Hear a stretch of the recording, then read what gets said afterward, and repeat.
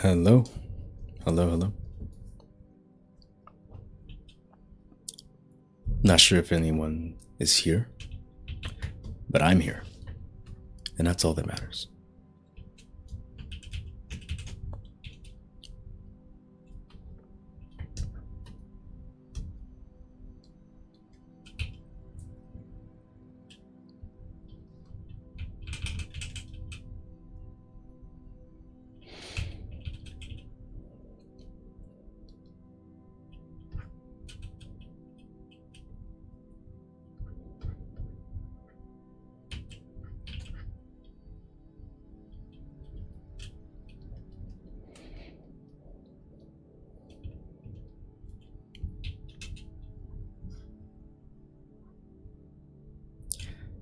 Hello, Jenna Choi. Welcome. Yes, you are on time today.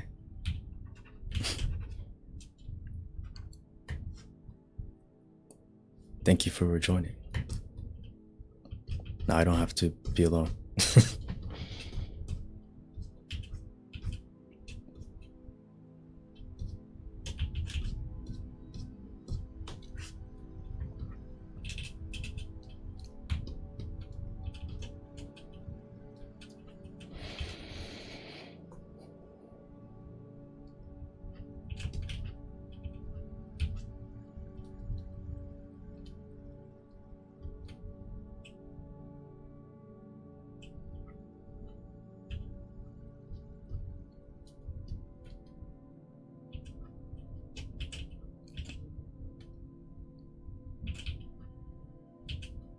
How are you doing? What is going on?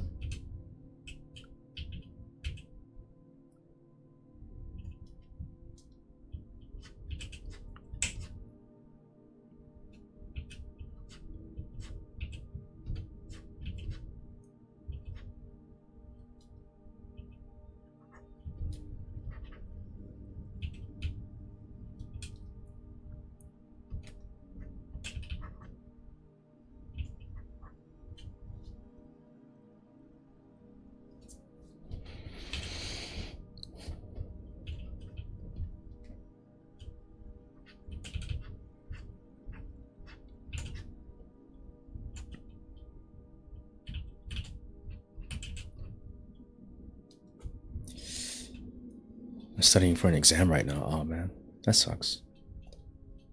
Good luck with that, though. What's the exam over?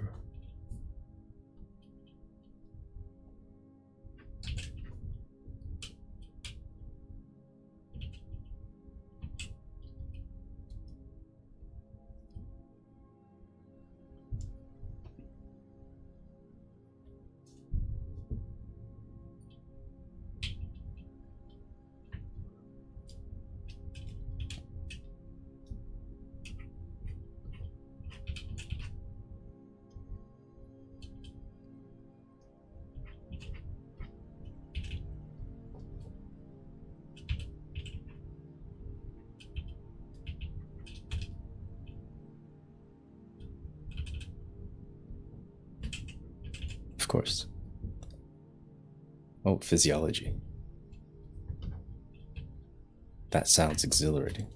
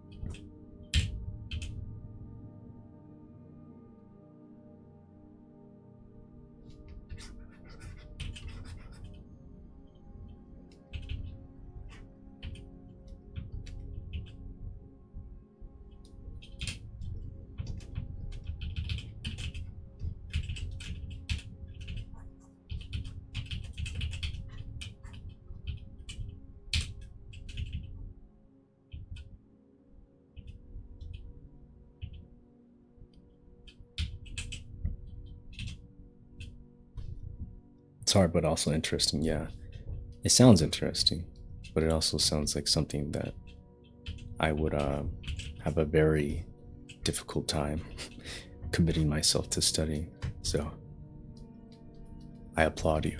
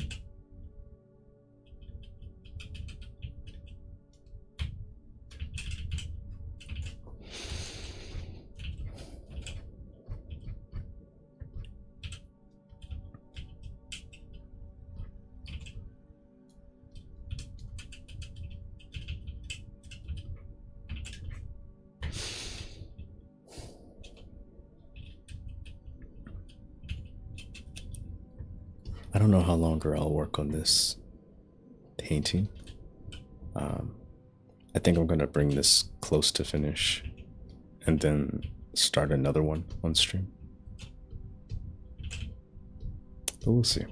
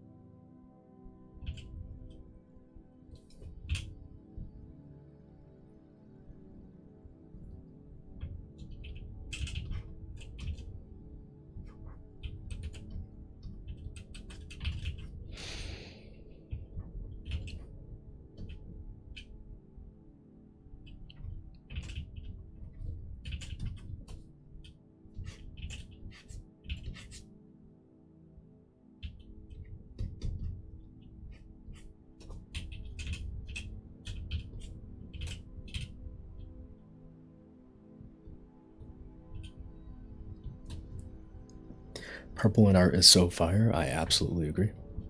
I have to agree with that.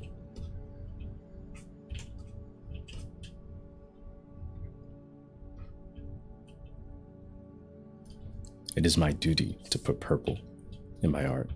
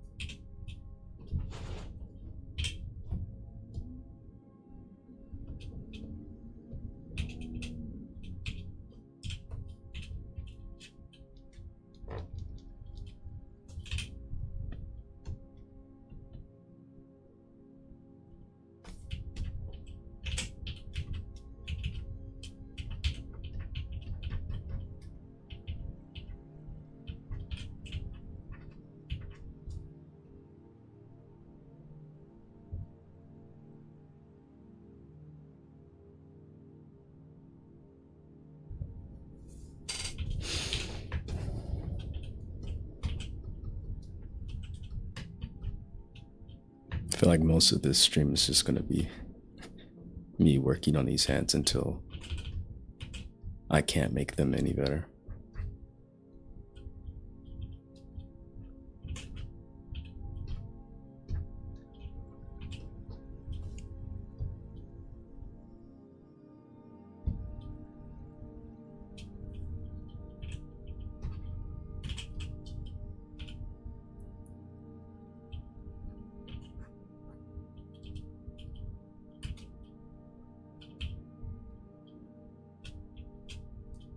Man, I've built up a really particular sense of intuition for blending modes. I was working with this lighting and I thought I selected glow dodge, and I was subtly feeling like a very slight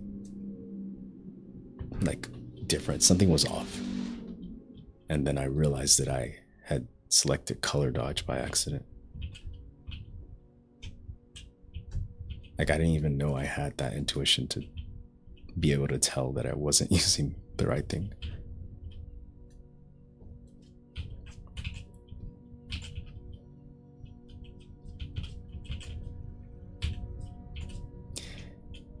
Hands are hard, yeah, especially when for some reason you decide you want to make them a little translucent.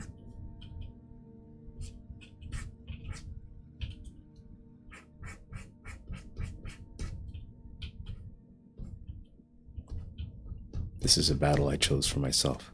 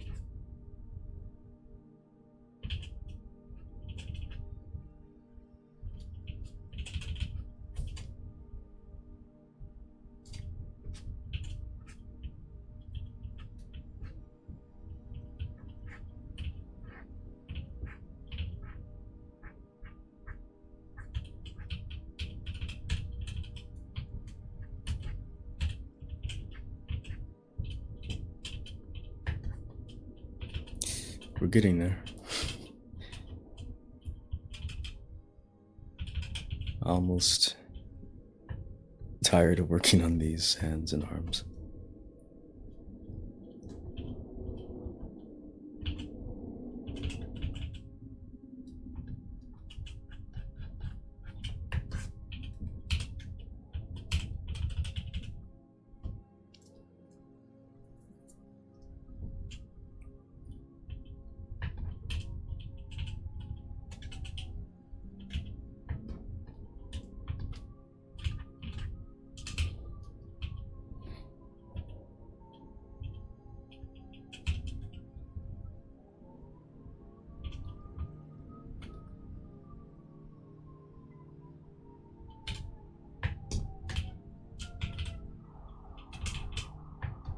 Oh, I'm loving this city ambience right now.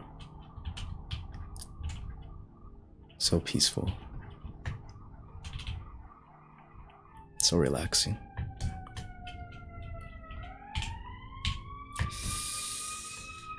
Definitely not bothering me. Not one bit. No.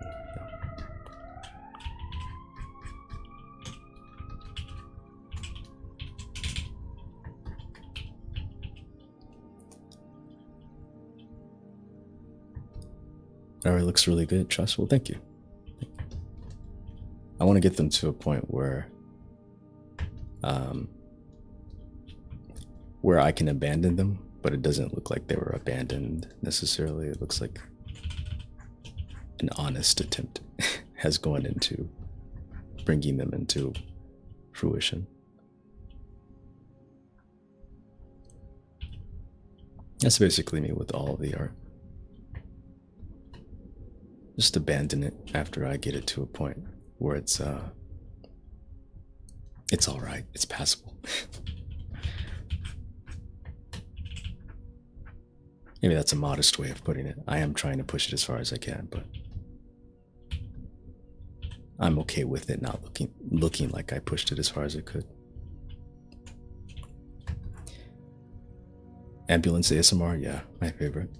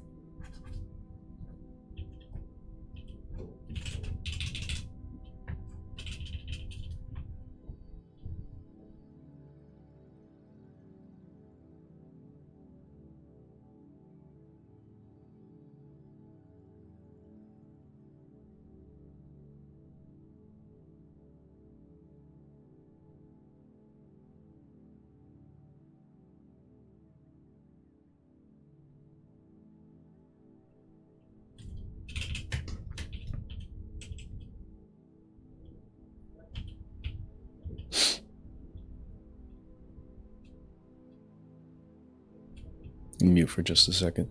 The neighbors are outside.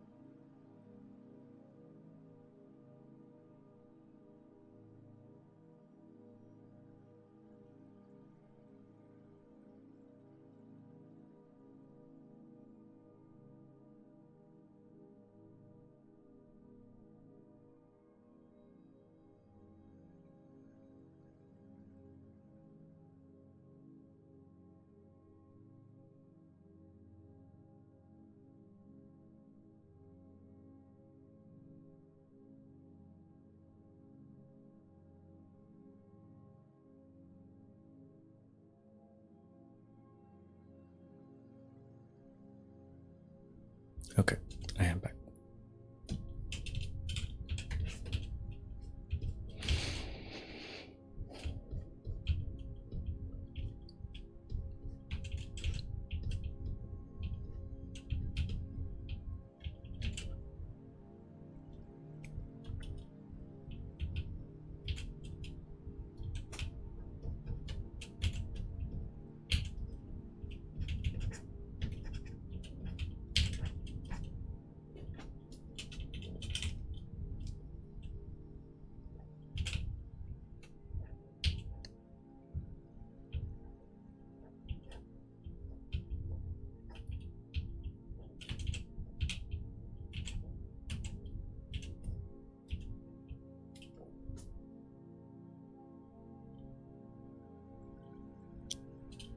Hello, welcome.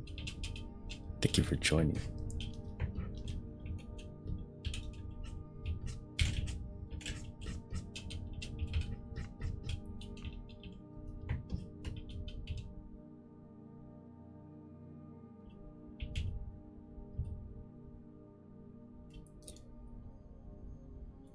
Whoa, it's Miguel's room.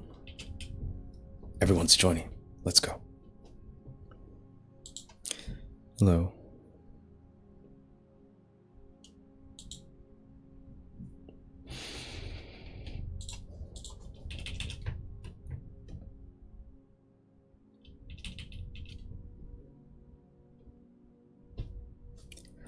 Just woke up from a crazy dream. Glad to be back on Earth. Dang. It made you miss Earth? That's interesting.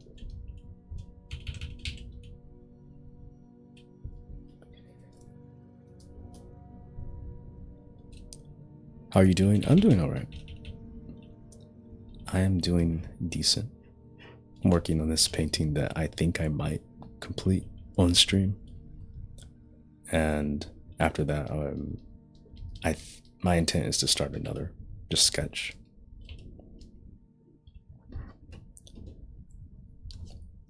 How are you? What are you up to? How was your day, etc., etc.?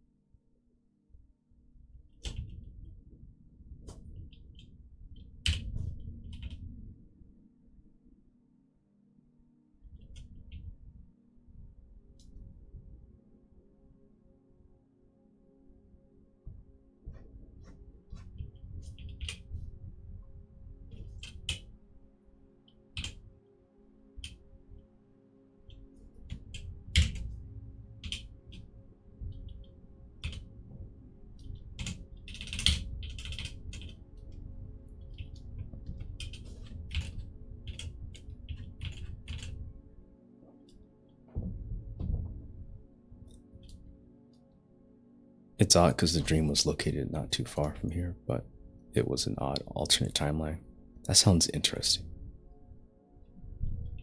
I'd love to know what the dream is, but I don't know if that involves disclosing personal details about your past traumas.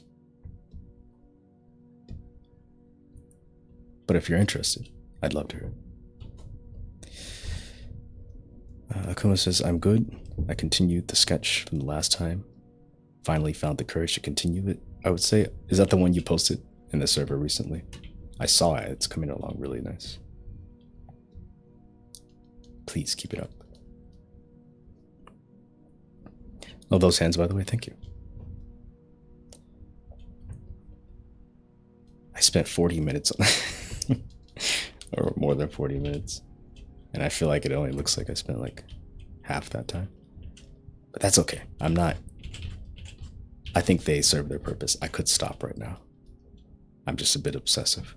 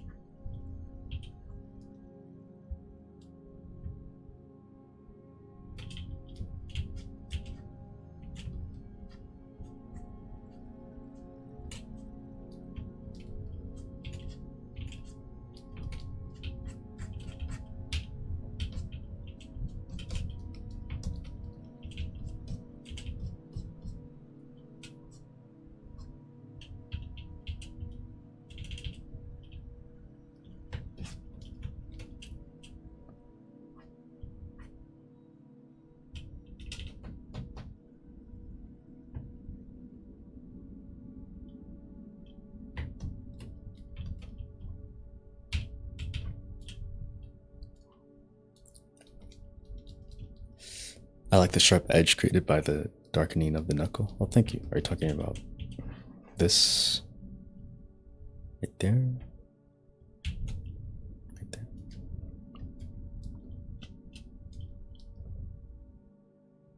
Oh, on the thumb. Yeah, I like to do that to capture the form in a subtle way.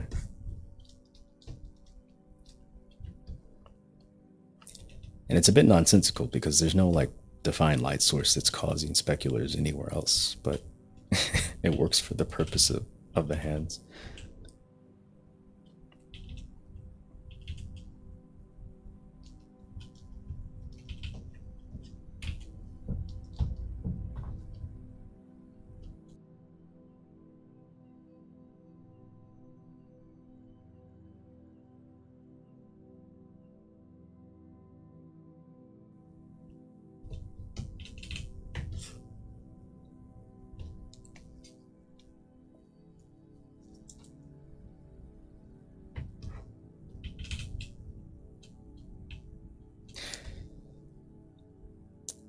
Mixed Room says, TLDR, I was over an old friend's house after falling asleep at a party, and as I woke up, I felt rushed to leave and go back home. I felt like I was in a horror game. Oh, I can imagine that feeling very visceral if you're in it, and it feels familiar.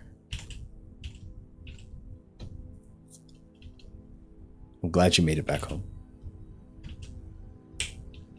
In the real world. If this is the real world, that is.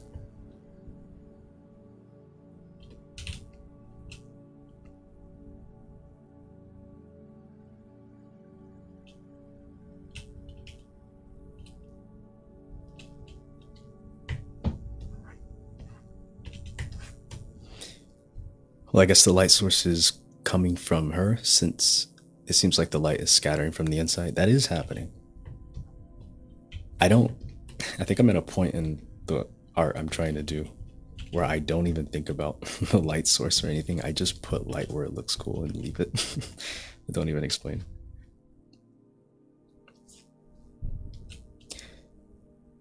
Jenna Choi says I have dreams like those, but being late to school for some reason. Same. Those are the only dreams I have actually. That or some mundane happening that's simulating something from real life. It's never interesting.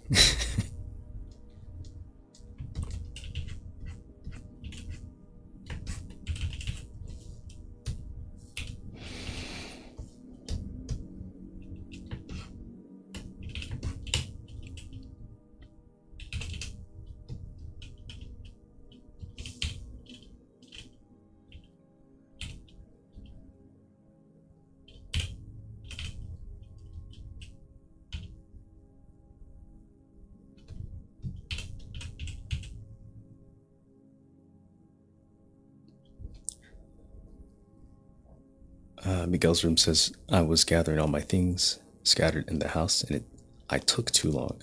I saw the family members, but all altered. I said goodbye to all of them, and saw my dead grandmother there, and said goodbye. Now I'm here. What the frick? That is, yeah, I can see why that sounds spooky.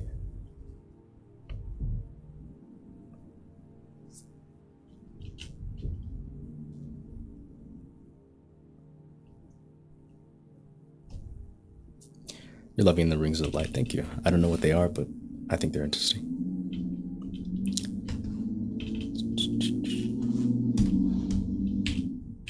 Car noises. Okay. Thing I do that's weird.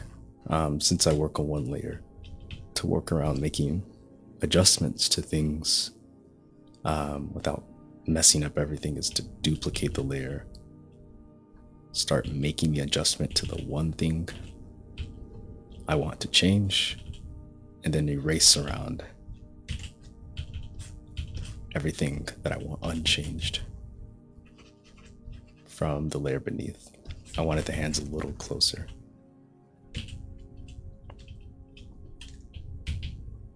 So this is what I am doing. Yeah.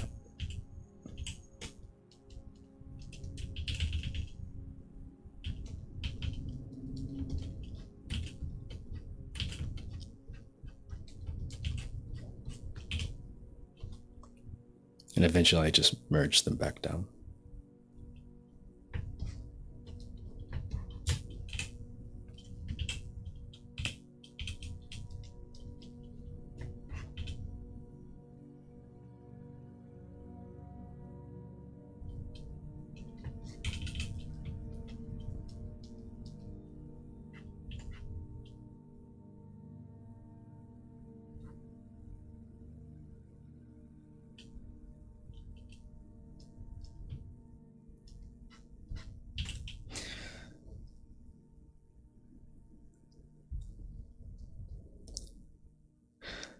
Miguel's room says, I love how your characters almost feel like boss battles in a video game. Oh, that or they're key characters in that story's universe.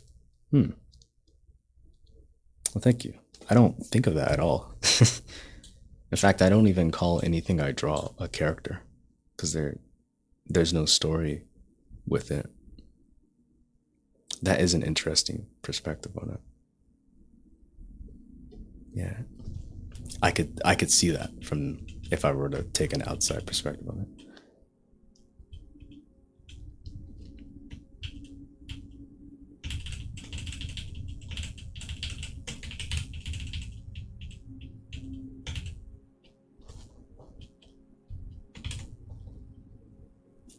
It gives me Hoseki no Kuni vibes. I actually know what that is, and I appreciate that reference.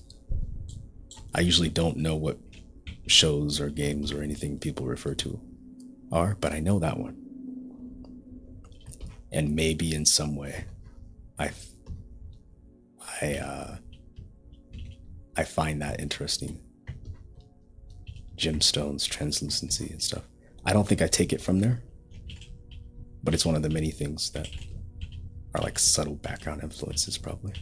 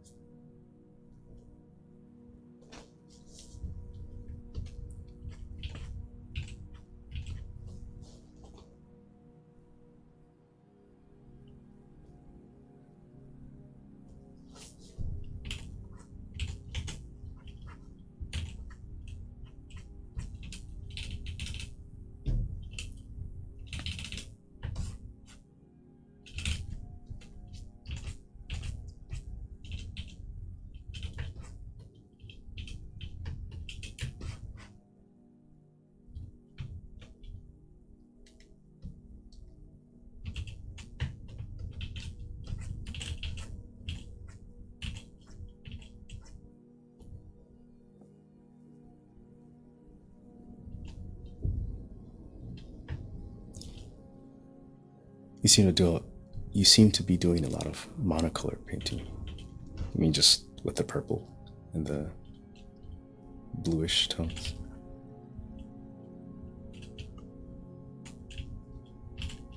I think to some extent, for my work, I don't believe the color I choose matters much. I'm more focused on drawing, making the shapes and effects I want. So with that mindset, I can just use any color that my brush happens to be picked on or selected and just use that. The only thing I really think about is like how dark or how light.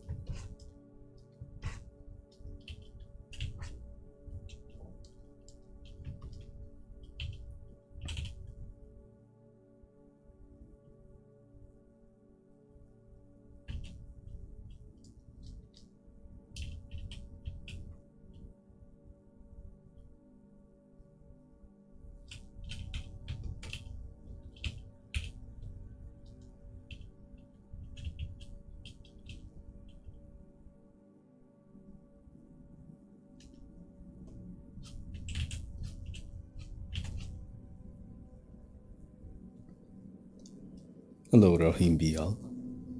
Hello, fellow artists. Welcome. This is where fellow artists gather.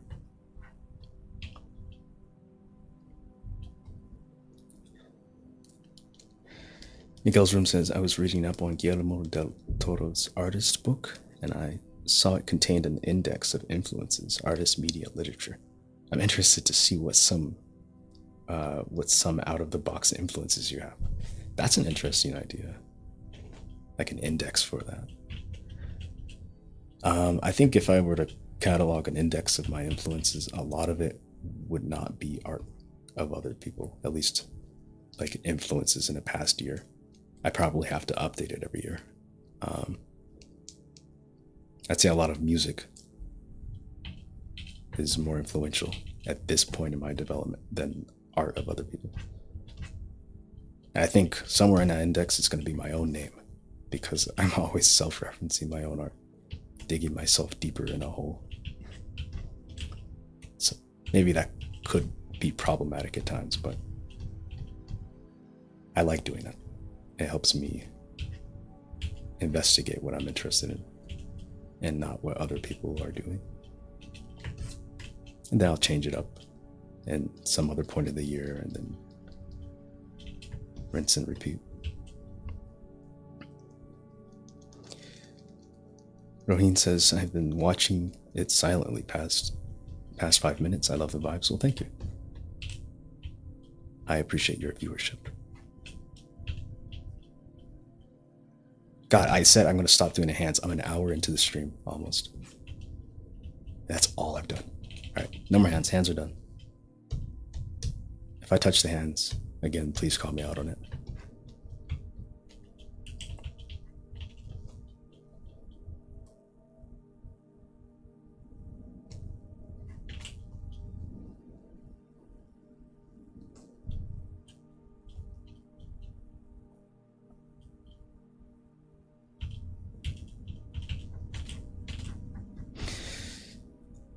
Hey, can you create a hue layer and show this artwork, how the artwork looks in different colors, and just delete the layer later?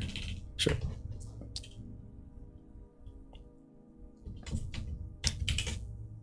I gotta merge all the layers first.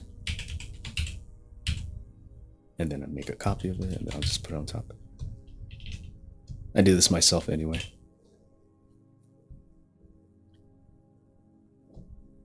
It's fun to see the variations.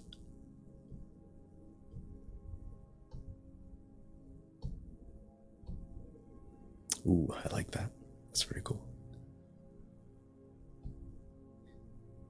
When I'm planning like a series of paintings, I actually do this near the end anyway, to kind of get an idea of what feel I want the next painting to look like. And I think I'm going to try to do or start another painting in this stream. I like this one. I like the warmer tones. It's pretty cool.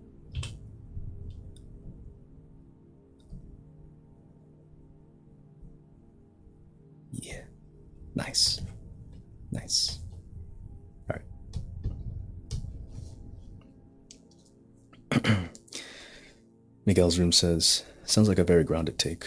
I'm observing that at a certain point, artists will have to focus. Artists will have a focus that drives them.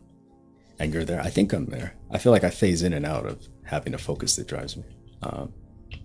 It's a bit cyclical in nature, but I just think that's inherent to it.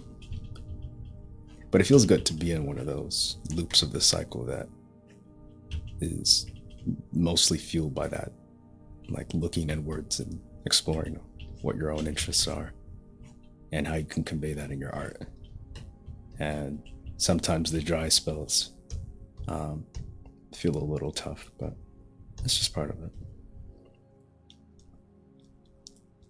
Colors are so cool, yes. I feel like I can't take credit for the colors when I change them all, because it looks as new to me as it does to everyone else.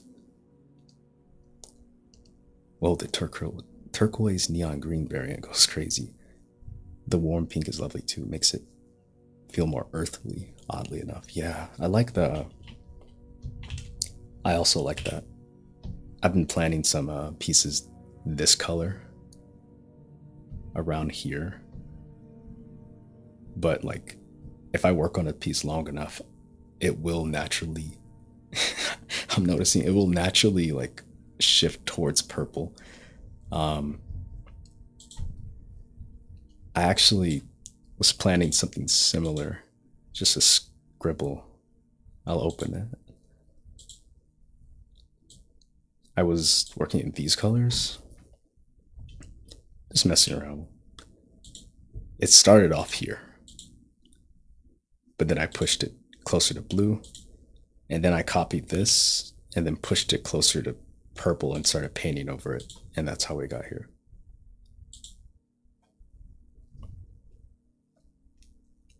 Favorite was the reddish one, but I'm biased. So yeah, I think my favorite was the reddish as well. The reddish colored one. It feels like warm.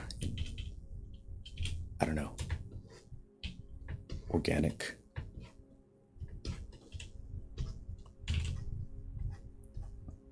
I was actually going to do a reddish one next. So we'll investigate that.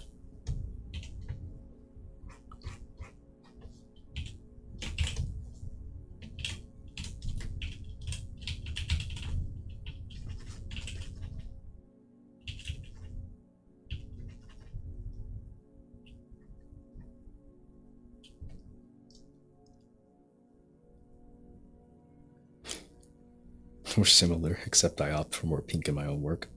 I also love that you needed to start that piece before you got here. I love when that happens in art making. Yeah. I think they're all connected. Every single artwork is connected. It's all one big artwork. And from that perspective, like there's no wasted time. There's like nothing bad associated with scrapping something, because it's inevitably going to influence something else I do, either directly or very indirectly.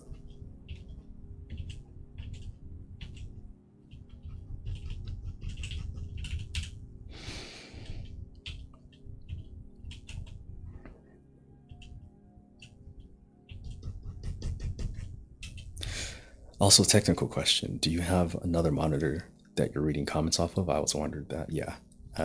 Second monitor to my left is the OBS stream and the comments and the YouTube stuff. Just all crammed on one monitor.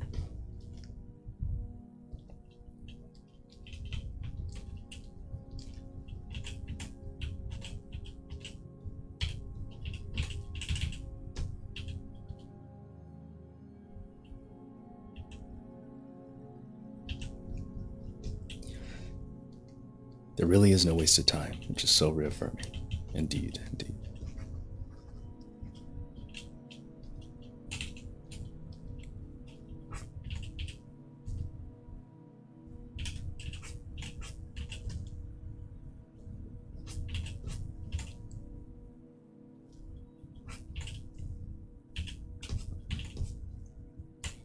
So you might have noticed it's been pretty quiet this stream, um, overall, aside from the traffic noises. That's because I got my cat to sleep in my room, and he doesn't cry when he's in here.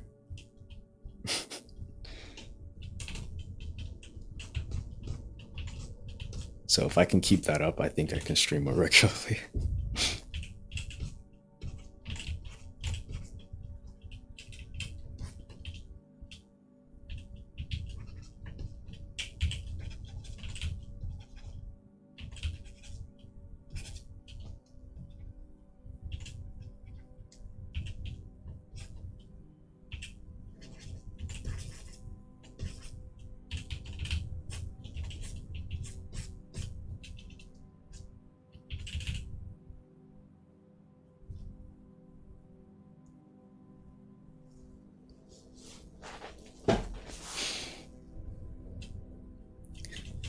Just had a first meeting with my program partner last night, and I had mentioned you in our discussion. Oh, let's go. Casual mention in real life. If it was in real life, I don't know. But casual mention, let's go. I've casually mentioned you in conversation before, sharing your art with some people. I went to art museum last week, and I saw a bunch of work from a particular artist that reminded me of some of your work. Not the work you do on Discord, but some of your work elsewhere. What are your thoughts on this? I saw some Cy Twombly drawings, and I thought of your work. Do you know who that is?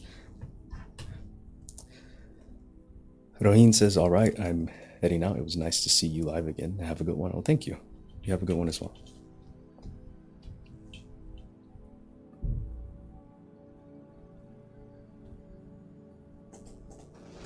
Wait, I haven't heard Mr. Meow Meow in a bit. Yes, he is peacefully sleeping behind me.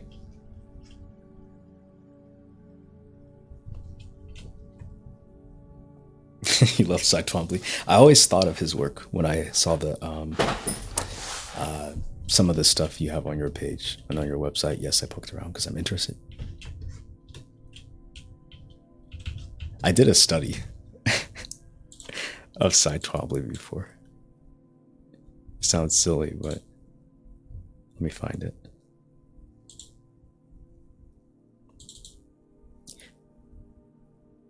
I did a study of Venus plus Adonis just for the fun of it. This is like a few years ago. I still have it.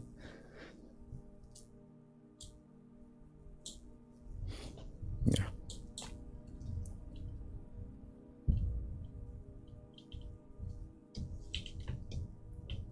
Oh, really? Well, of course, the honor is yours.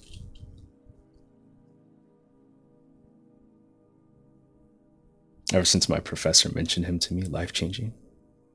Also did not know he did sculptures. I didn't either. I didn't either until I went to the museum and saw them. And I didn't know that they were, I was like trying to make the connection between the drawing I saw on the wall and the sculpture. I was like, no, that's a different artist.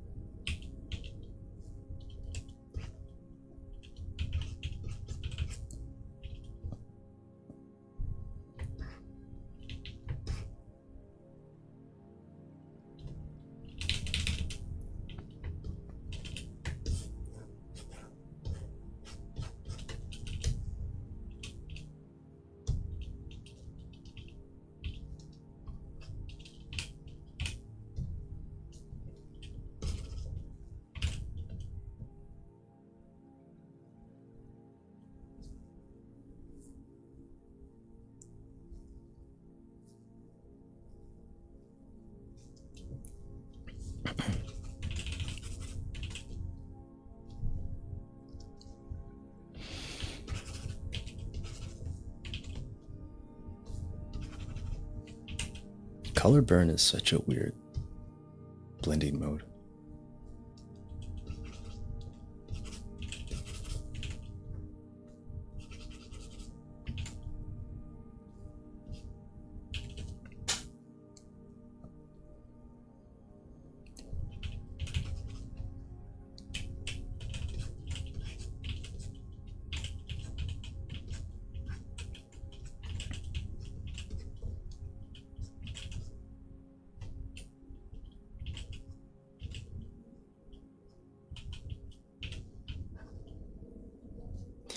there's an odd amount of sculptors that draw. The practice is very synonymous with each other. But yeah, I had a hard time connecting both types of his works together. Yeah, that is true.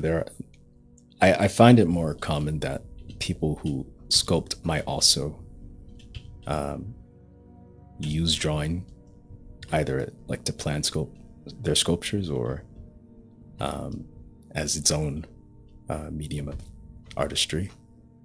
I don't see it the other way too often, but that does make sense to me. I don't have a sculptor brain, so it doesn't make sense for me personally to go out and start sculpting because I just like crafting the illusion in 2D. But it makes perfect sense why many sculptors would also draw. It actually reminds me of another thing that I would add to my index of influences. I think sculpture um, is very influential on me. There would probably be a lot of sculptures in my index of artistic inspiration, a lot more than drawings and paintings. That's for sure.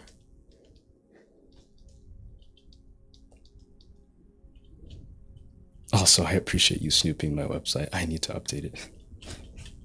Of course, anytime.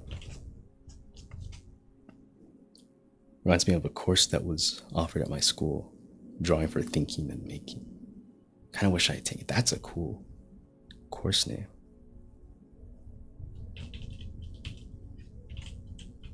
That's sick. We all need to take something like that. That sounds very useful for anyone.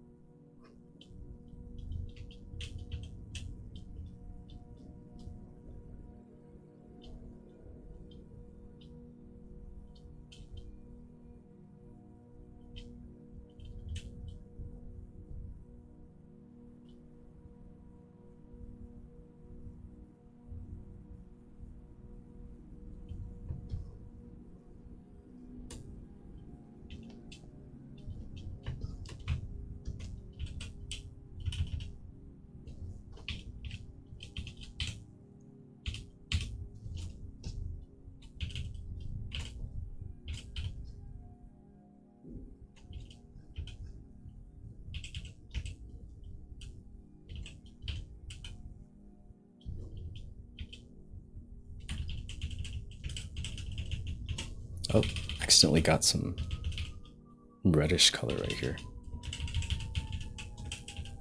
I kind of like it. It's a little distracting. Hmm.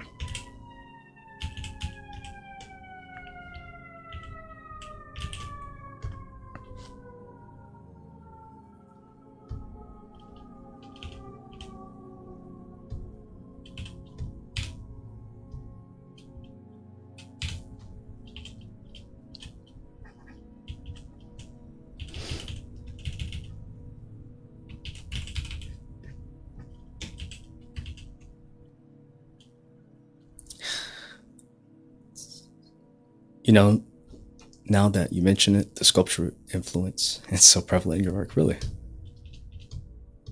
I'm glad it shows through. Glad it shows. That is, man, I love sculptures. I can't sculpt at all, but I love looking at them. They're so influential. Um, your portraits have that deity aura that Greek slash Roman sculptures have. Heck yeah. That's actually that the deity quality, a sort of like divine holiness or mystery, is kind of one of the key things I'm trying to capture in a lot of works, just subtly. That's why the expressions aren't too blatant in their intent. I think it leads to the mystery and the reverence. So I'm glad I captured it. Can't wait for the Kyokusei artist book to hit the bookstores and the one that catalogs your exhibitions and life work. Man, one day I'd love to have a book of artwork. I think right now I'm just focused on really developing a cohesive body of work. I think I have a fairly inconsistent body of work. It's getting more consistent with time goes on, but I'm trying to complete, like, make some projects for myself and actually complete them. And this painting right now is a part of that.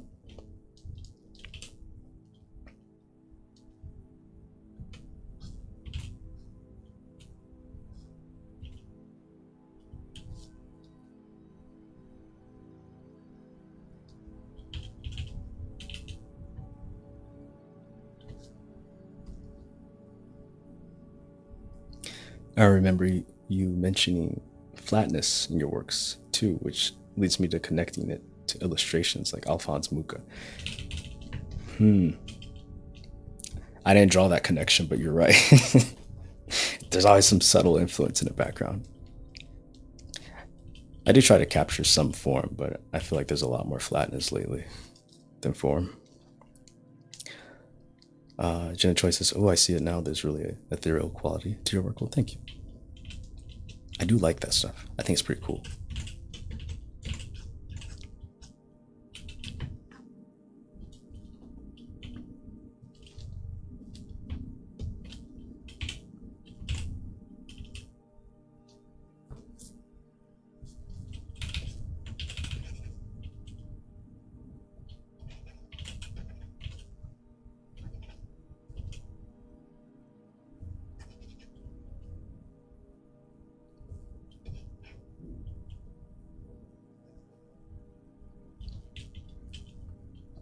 I'm drawing behind this figure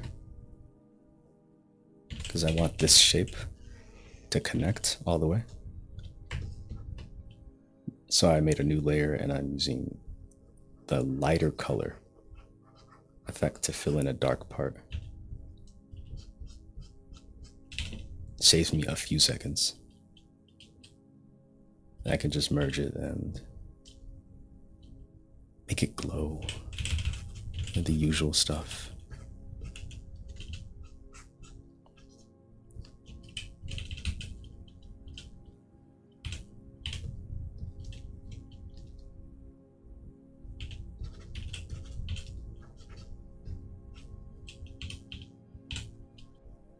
Cool.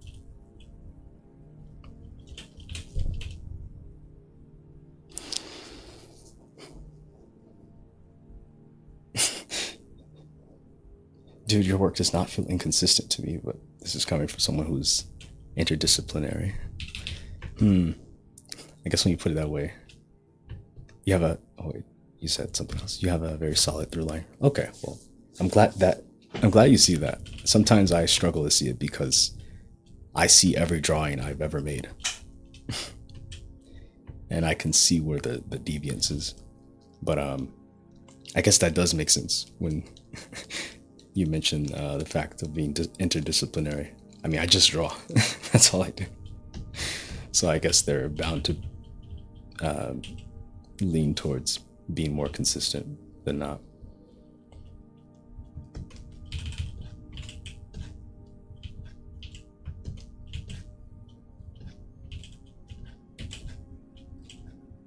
I appreciate it though.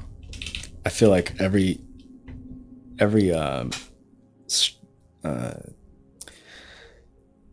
unlock I have, like, towards consistency through my work, is soon reached with a new feeling of, like, oh, I can make it more cohesive. I can make it more consistent. Because for every time I feel like I make a new aesthetic breakthrough, like real progress in my development, I feel like there's only one or two pieces that capitalize on that or encapsulate that insight. So I want a lot of pieces that feel like they are one. So that's kind of the pursuit for me. I really like the idea of cohesion.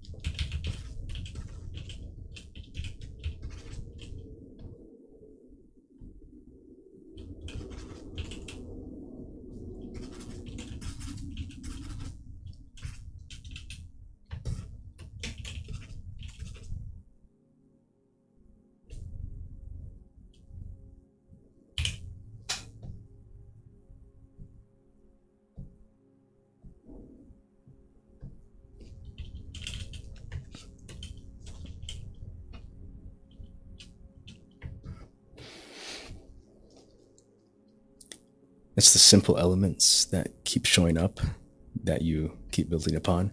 I remember you practicing abstraction in your earlier works, and now I see it's evolved in this piece. I see that the ring patterns, the shapes of or the intentional blurring that happens. Oh, well, I guess you are right. Sometimes your own perspective blinds you. It reminds me of what happens when I journal, just when I'm writing my thoughts and my day-to-day thoughts and stuff. Um, when I take the time to actually read it, which I rarely do, uh, I notice there's a lot of repeating themes that I was not aware of.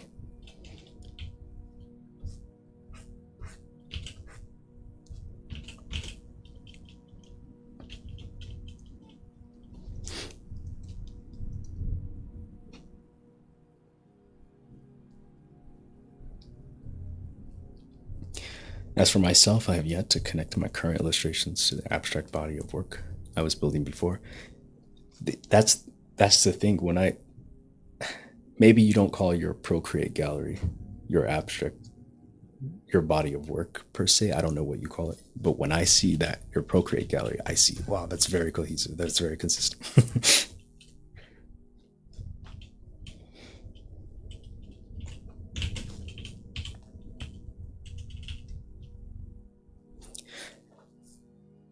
I'll be right back. I'm gonna step away for just a second.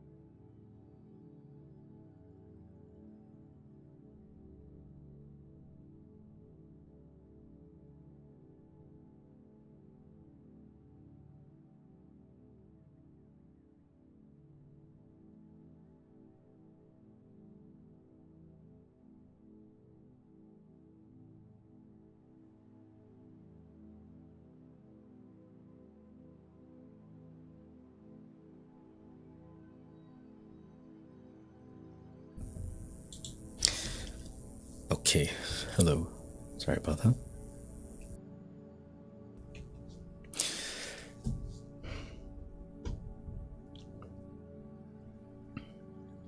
Kyo calling me cohesive? Oh wow, absolutely. Definitely. That's what I see. Again, our own perspective blinds us, I suppose. Journaling is a fun time. I wonder what surprises await in there for me too. If you don't mind sharing what things surprised you, um, let me think about that. There, I think the things that surprised me are mostly like consistent patterns of thought. Um, I try not to write negative things a lot, but depending on the mood of the week or the month, that's a bit inevitable. And when that's the case, I realize the things that kind of crop up in my thoughts are originating from the same problem or um, ways of thinking that um, are rooted in the same thing. I don't know how to generalize it. Try not to be too specific, but just consistent patterns of thought that um, often then help me realize what needs addressing.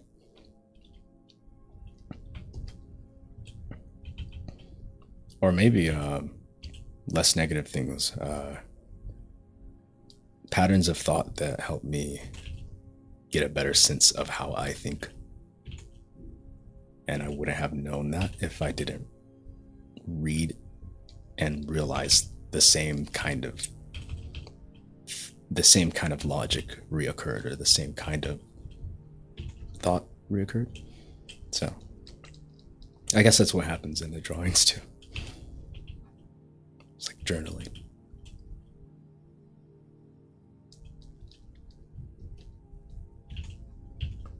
Especially if you have a sketchbook and you actually look at the drawings in the sketchbook, it feels the same experience to me.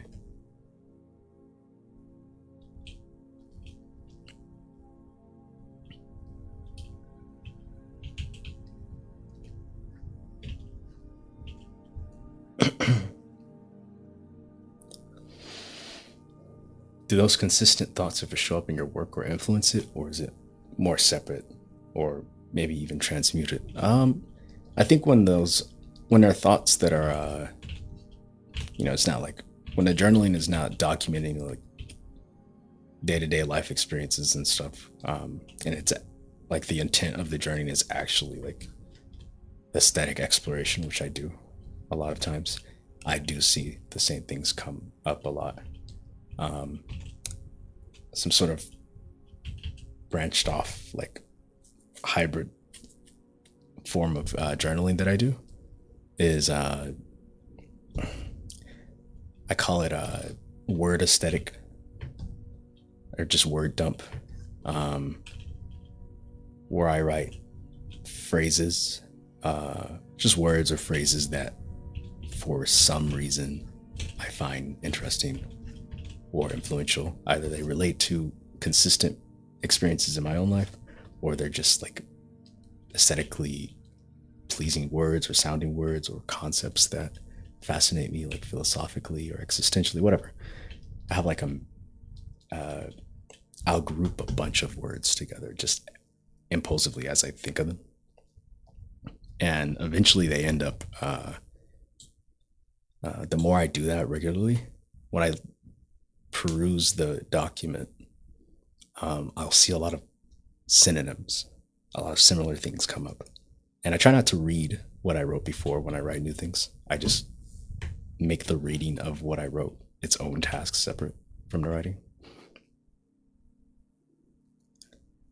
And that actually is the birth of a lot of larger, more involved artworks. So I'm trying to like take that and harness it to something that can stretch across multiple artworks.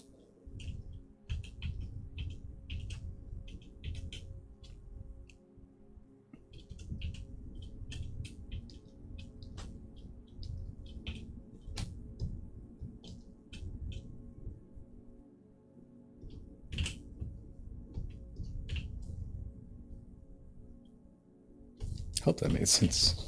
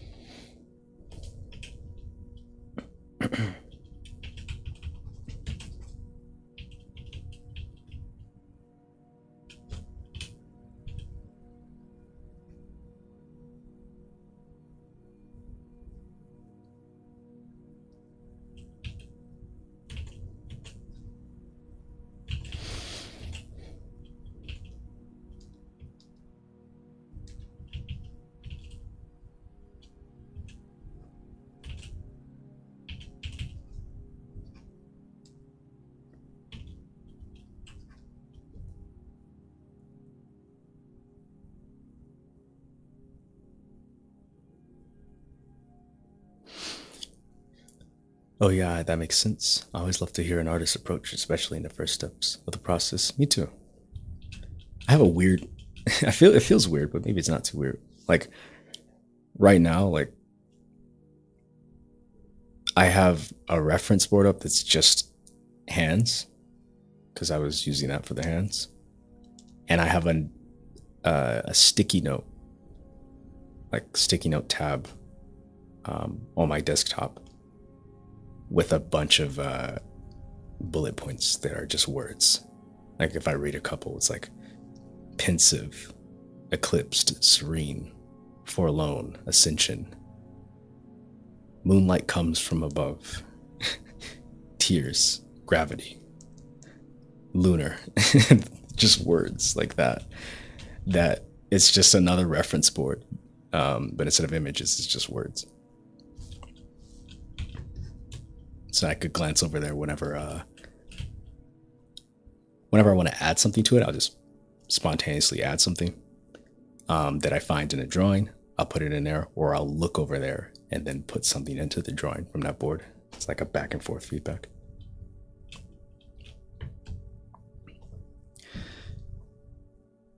My program partner's process starts from thinking and speaking and derived from conversations, which is natural to their way of being. I relate as well. That's interesting. From conversation.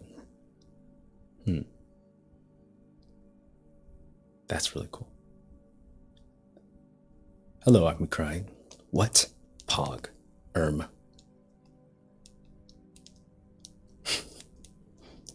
This is not Twitch.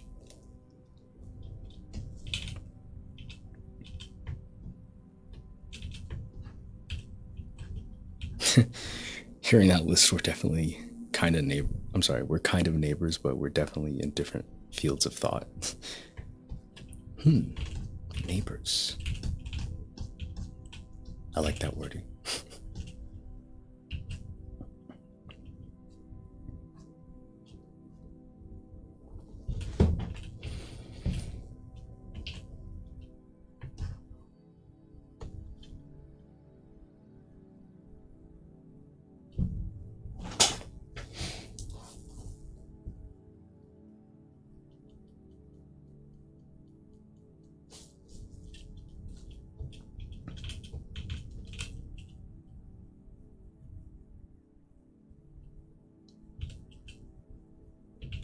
I meant to record the process for this, and I did not. Oops.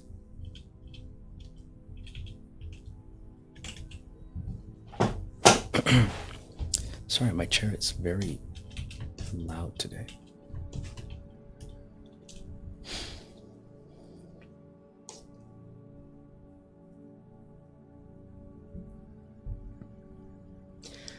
Yeah, they're 3D artists too. They make very visceral bodies of fiber sculpture.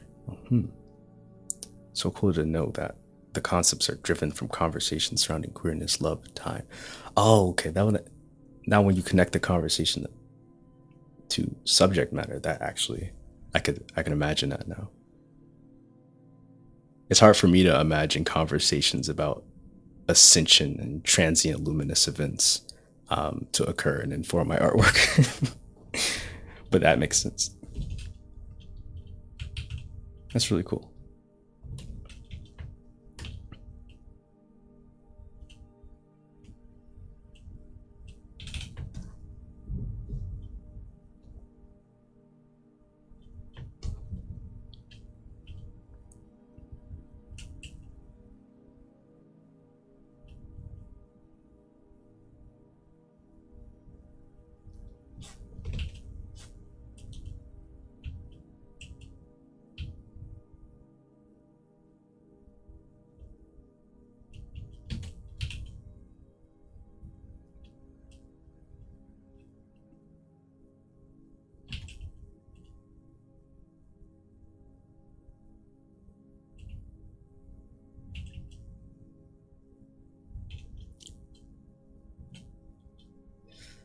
Whoa, hello, Chloe.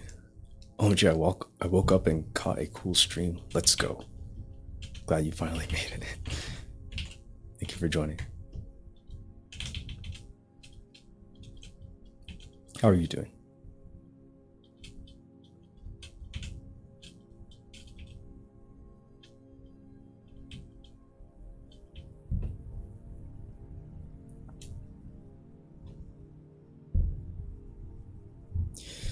Do you have suppression on? I have a bit on. Does it sound like I have suppression on? Please don't mention audio. I'm gonna get really obsessive over it.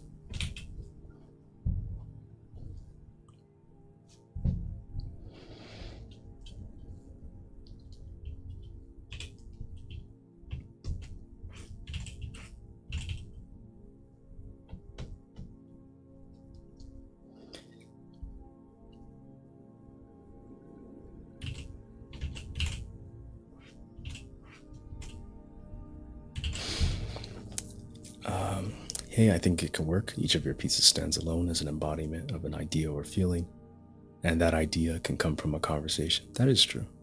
Maybe I need to talk to people more. Maybe that's the problem. Yeah. Yeah, maybe if I talk to more people, we can get somewhere.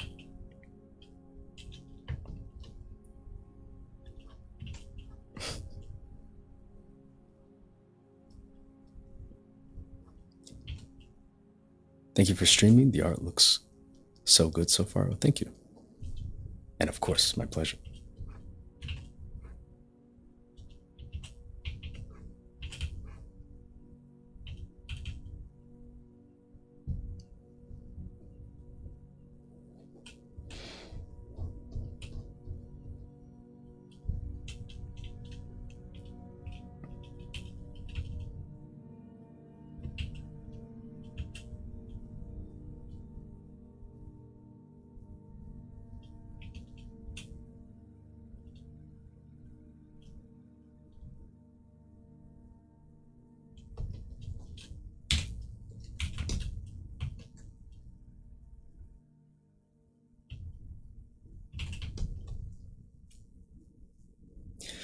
No need to fix what isn't broken. Your way of being is perfectly you. Well, thank you. That is true. But I think I think I would benefit from more conversations just in general.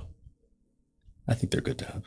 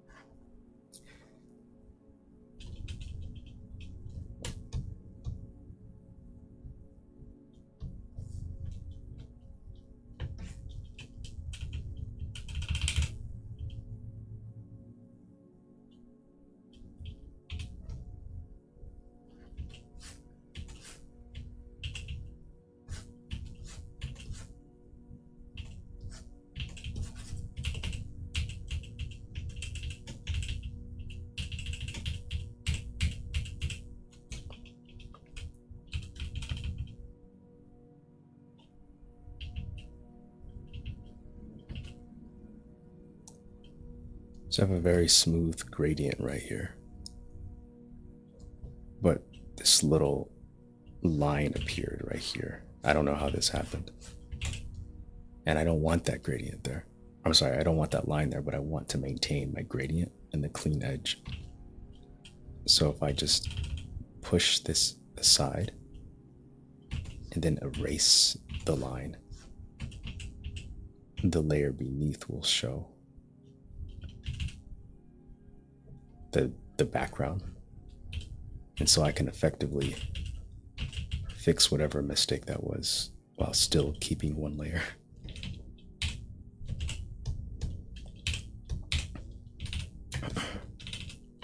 Cool.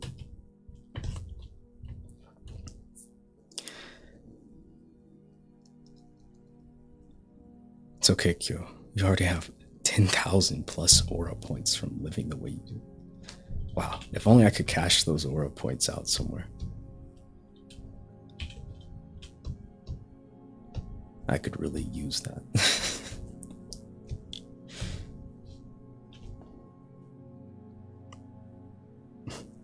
Right, Kyo is an ethereal, all-knowing entity. He knows all and sees all. Why do people continue to say this? You know, I appreciate it. I'm glad everyone has that perspective. Everyone's on the same page. But it's just fascinating, like how different parties can express the same sentiment.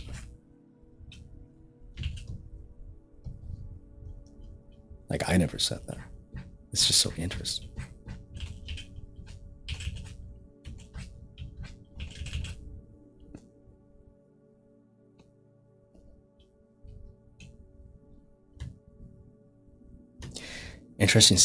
Interesting to see how you'd interact with airbrush IRL.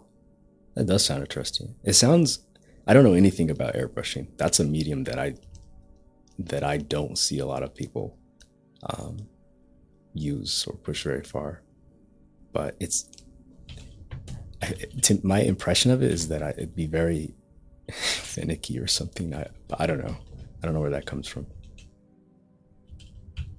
If I ever had the opportunity to try, I wouldn't mind messing around with it. I'm sure you could get some really unique effects. You get some really clean gradients with it, I bet. And I do love my gradients.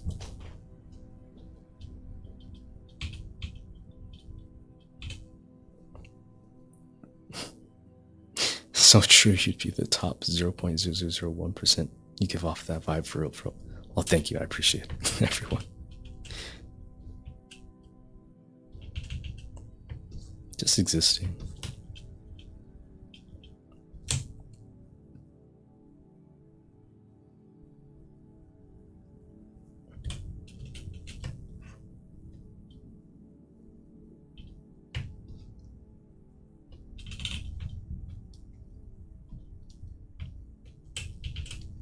Maybe this is just yet another reminder to continue to be myself. Yes.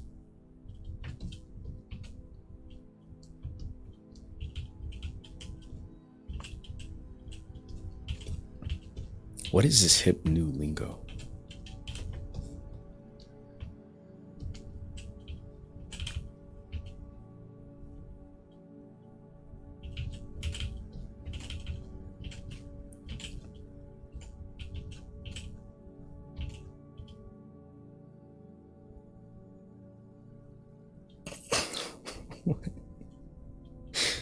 I understand why people pick up smoking. Is that what you said? Oh no, I hope you're doing alright.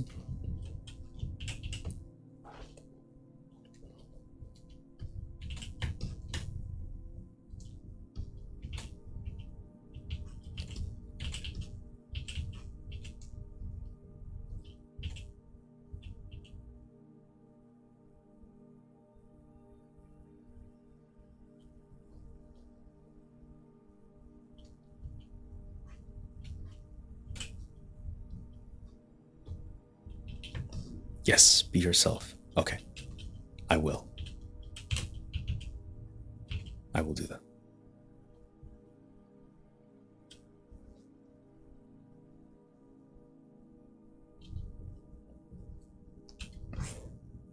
think this is close to done.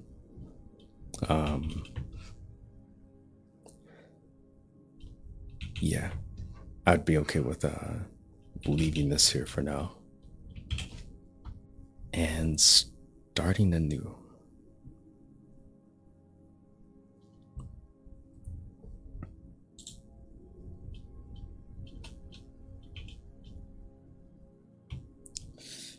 One second.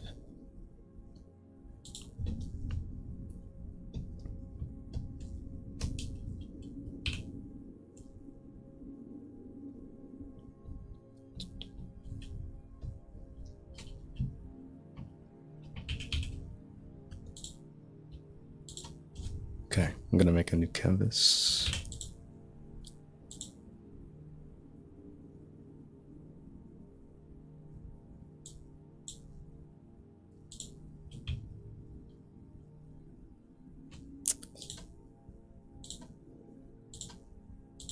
Okay.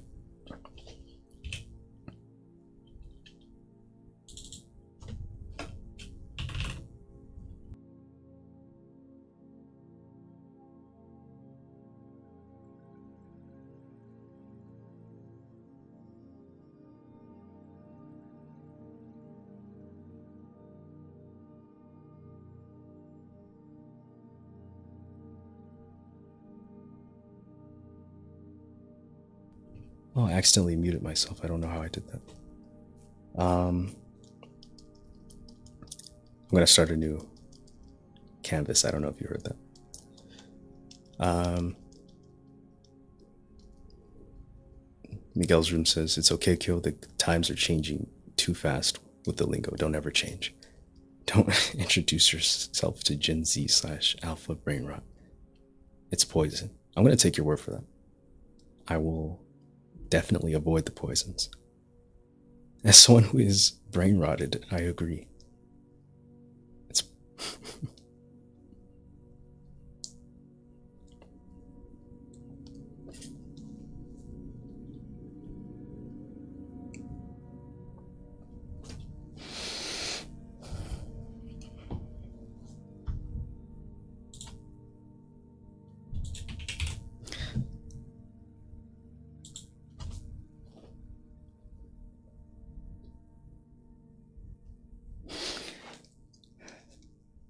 I'm crying says crying for the past 5 hours. Don't get paid enough for this. I'm crying. I hope very soon you reach a point where you no longer need to be crying or be around crying.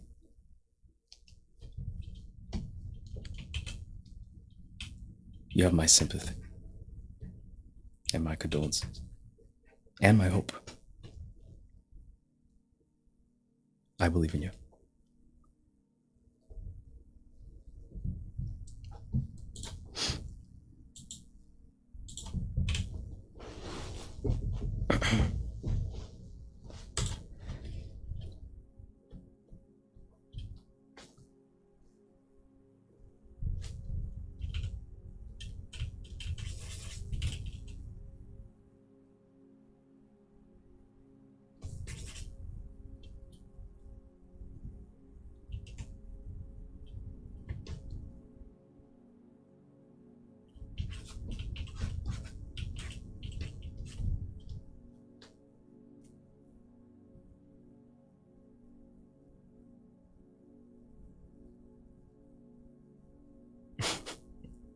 It's just you and your braised tofu against the world, Kyo.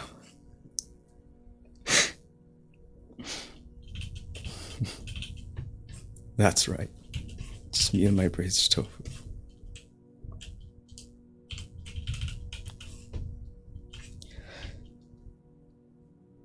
Thank you, streamer, of course. I believe in you.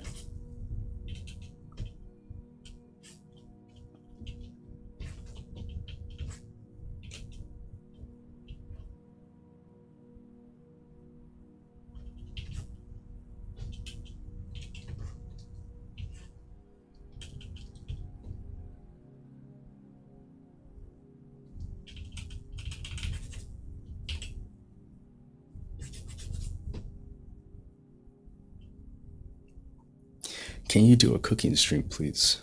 I'd love to see that. Um, Maybe in the distant, imaginary, alternative reality future where I did IRL streams and had a fancy kitchen and a fancy garden and all that stuff. I do a lot of things. I do gardening streams, I do cooking streams. I wouldn't draw. I'd never draw in this reality.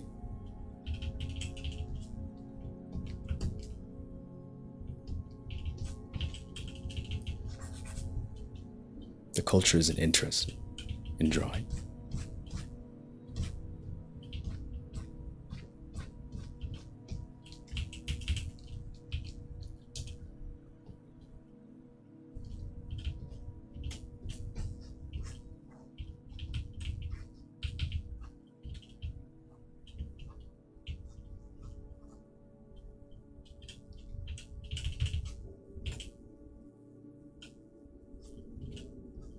Why not? Because maybe in this alternative reality, there's just, like, I just didn't pick up a pencil as a kid, so there wouldn't be any drawing.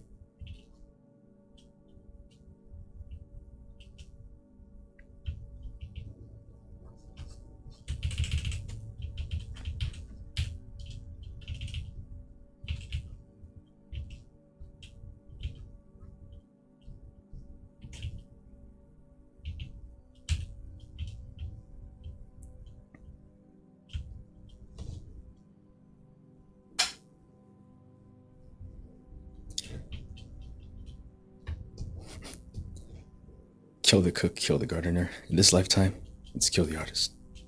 Modern Renaissance, man.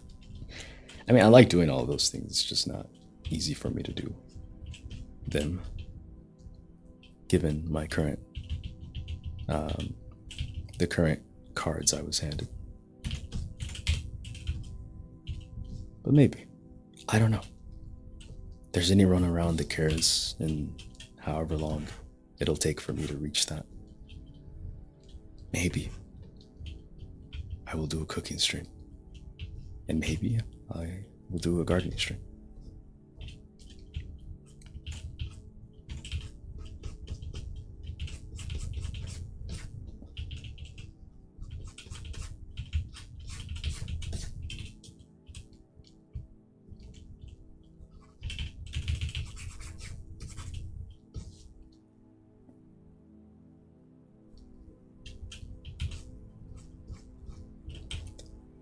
Yeah, but maybe you did. Maybe. I mean, I can't be certain.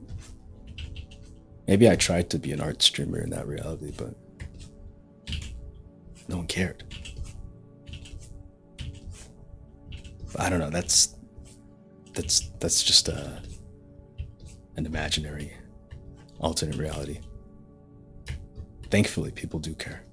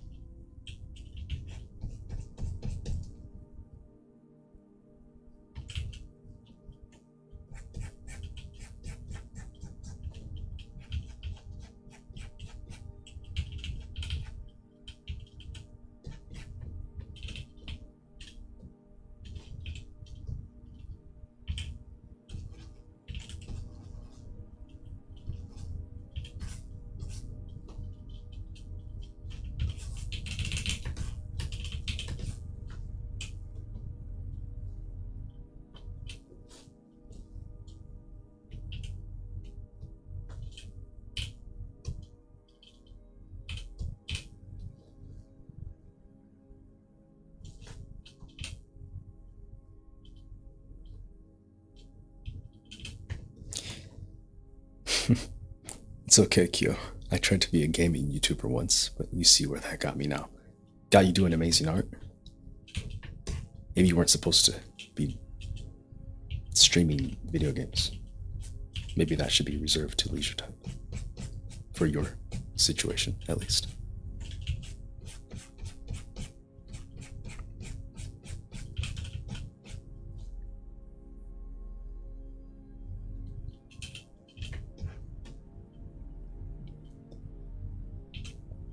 I think the child me is finding joy in doodling.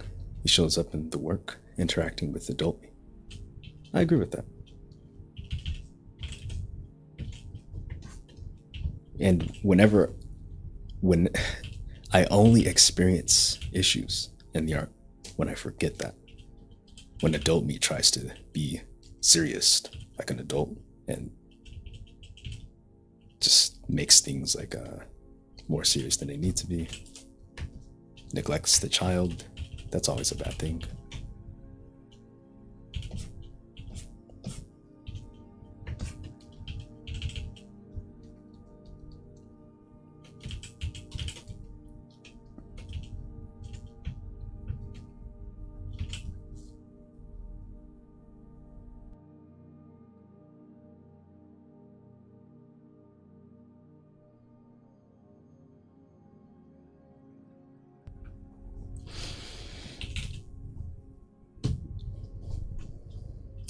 OMG stream Minecraft, please. I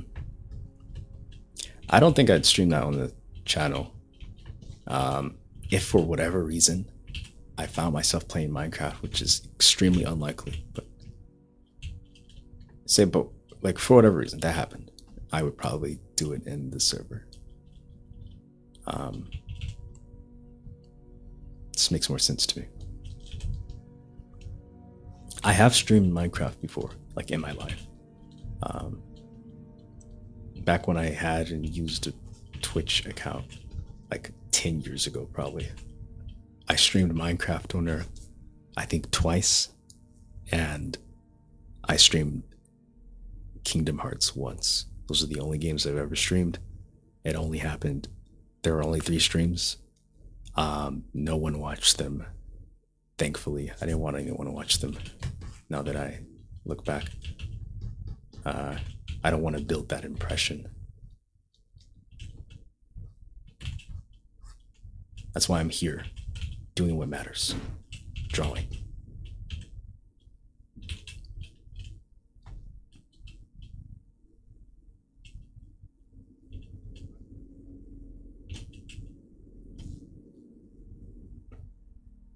That is Joe from another reality. I can't imagine, but very interesting. Yeah, I've played a video game before in my life.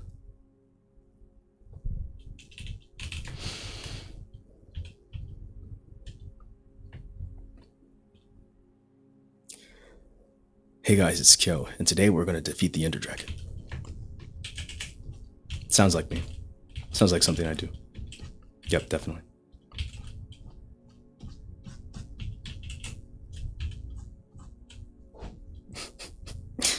Yo, lore drop, lost media. Okay, no, don't start spreading that news. I'm not going to. I don't think I will. But for whatever reason I was going to play the game and wanted to stream it, it would be in my server.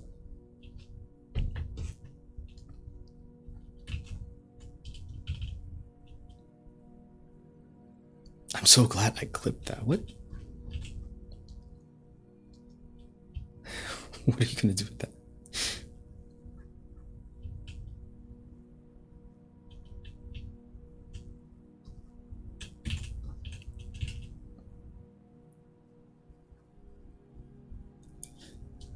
Time to spread false news in the Discord.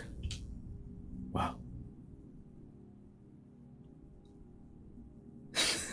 that voiceover was so bizarre because of your vibe, but I'd watch it.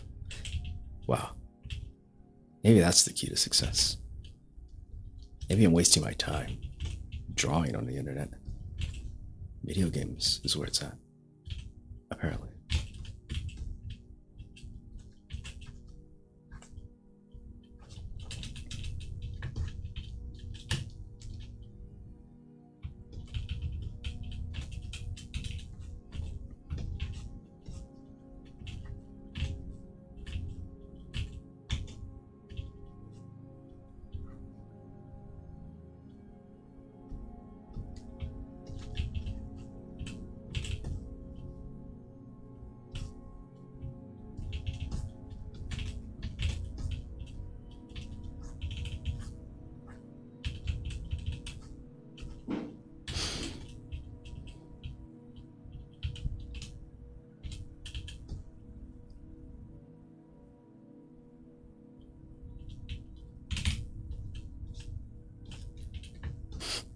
I love misinformation. It's clear that some of the chat also loves misinformation.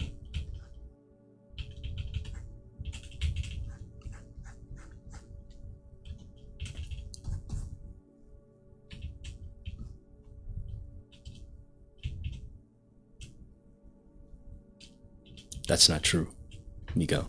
You can't say that. That's not true.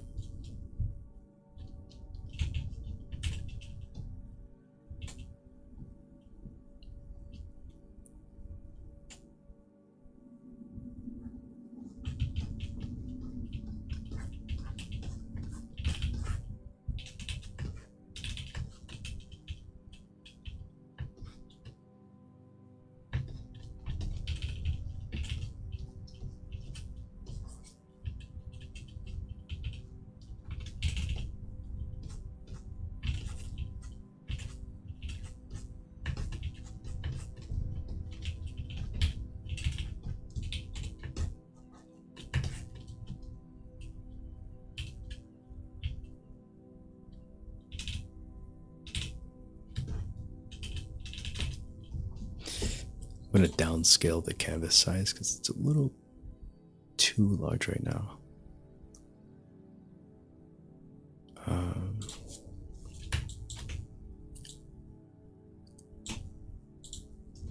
I'll probably end up changing that later.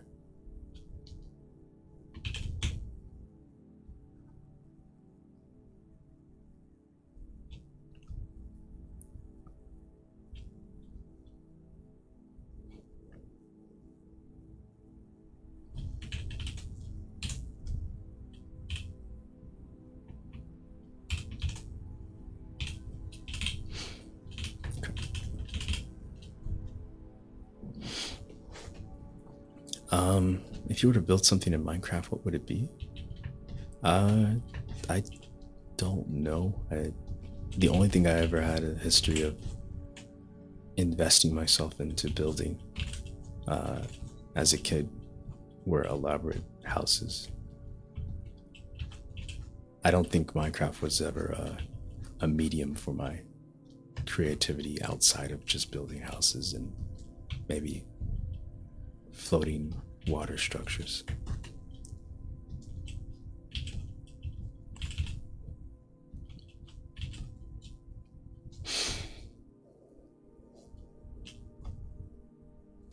Also, the red colors on the canvas are so pretty. Thank you. It's probably more of a farmer. Ew, no. See, that's not fun. I never found that fun.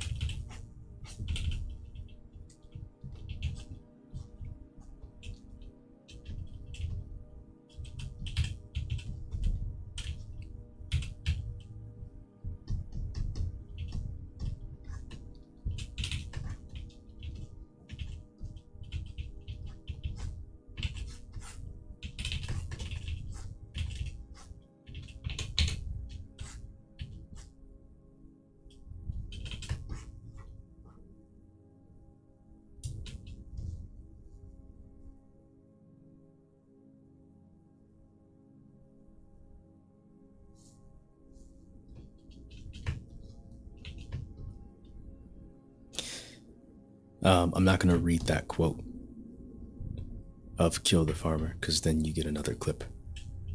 I don't hand those out for free. I can see this red becoming its own series. Love how sensual it feels. Oh, thank you. I'm hoping I can find ways to create cohesion between this one and this one, but we'll see. No huge goals, just doodling for all intents and purposes.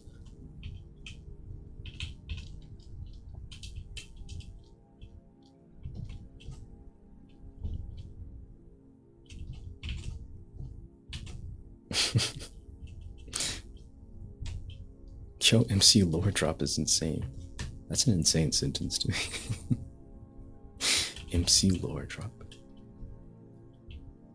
Yeah, I've played a video game before.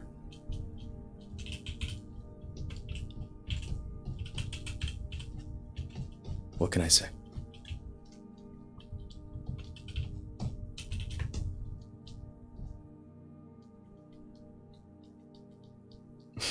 Why not kill? It's funny.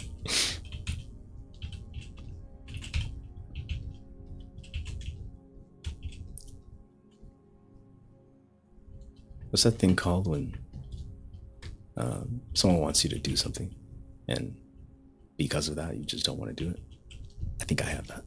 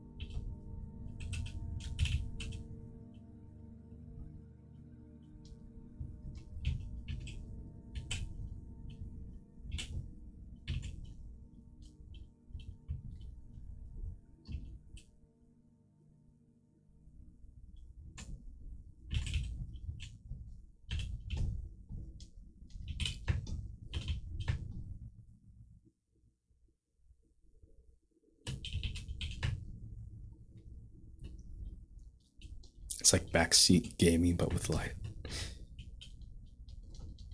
It's like backseat gaming, but I'm not gaming. I'm just drawing.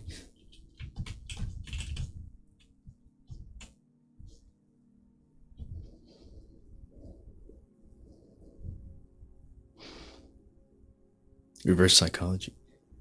Wait, who is the one doing reverse psychology? Oh, you're trying to name the term. I think it's pathological demand avoidance. I think it's called opposition defiance. But someone could correct me if that's wrong.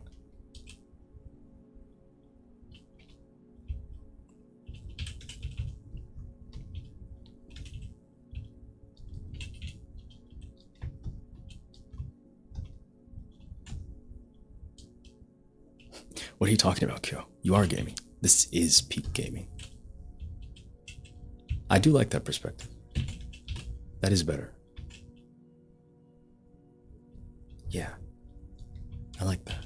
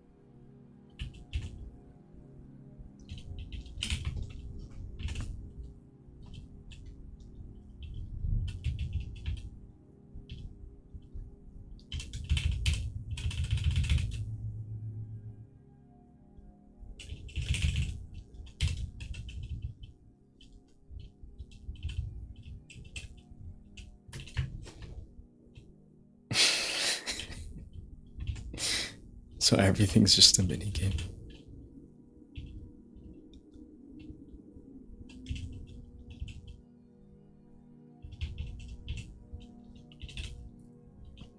That's interesting. What a novel perspective.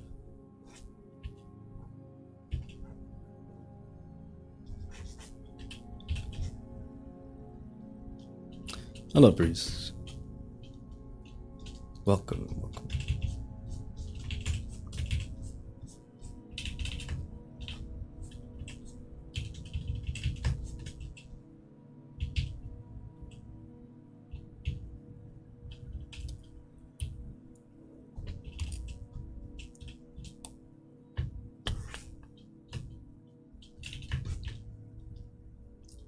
If you look at life that way, it makes it more fun and whimsical.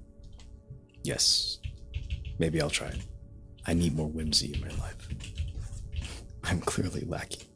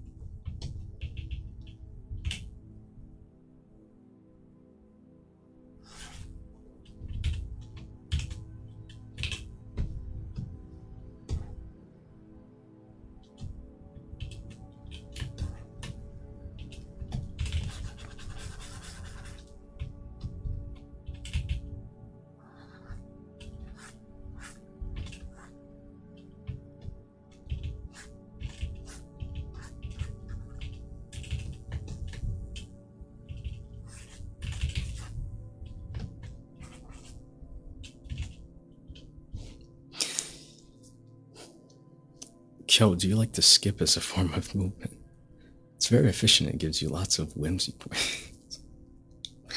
I have to admit, I do not. Uh, I'm a pretty efficient walker, but that's not very whimsical.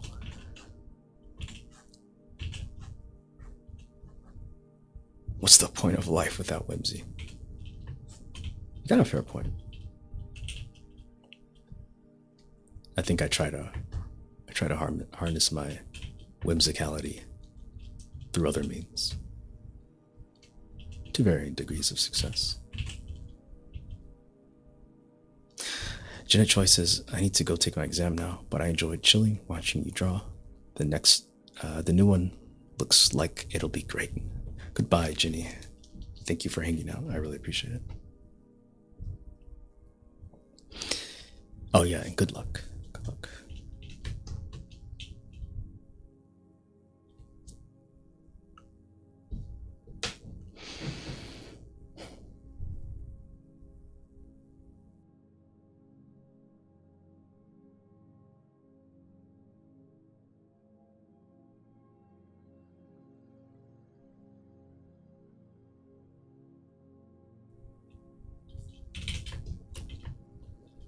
I think the way you talk and articulate is whimsical already. Oh, good. Well, that kind of makes up for my lack of skipping, then, I guess. I appreciate that.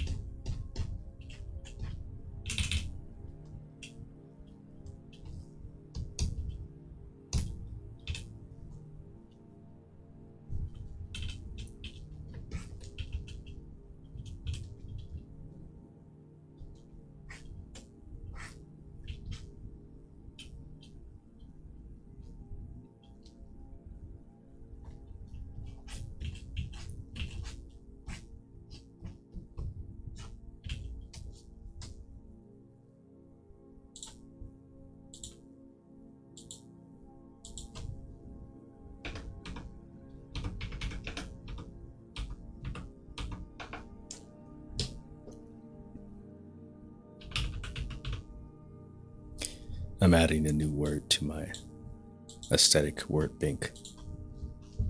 Miguel.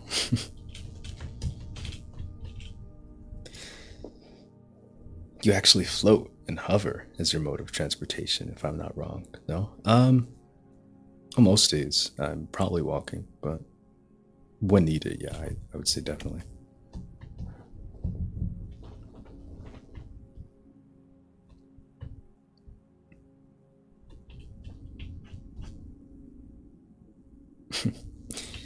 True. Second this, and your art too. You have this mesmerizing and kind of whimsy air. Oh wow. Well, thank you. I didn't know I was so whimsical.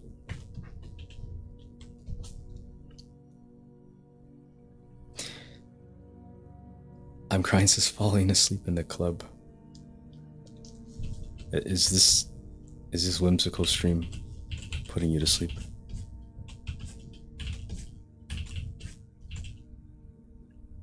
No way did you add whimsical? No, I did not.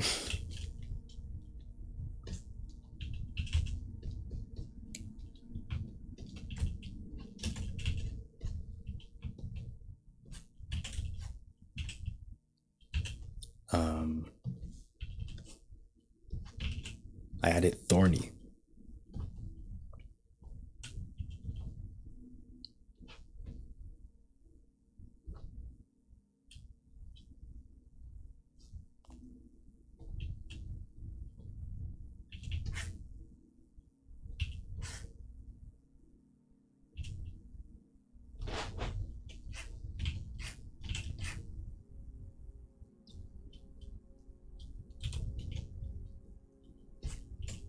Yeah, I'm feeling thorny with this one.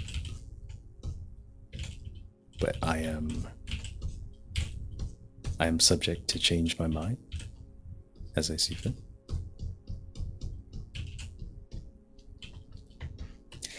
Like a rose. I didn't even think about that. But it makes sense with the color.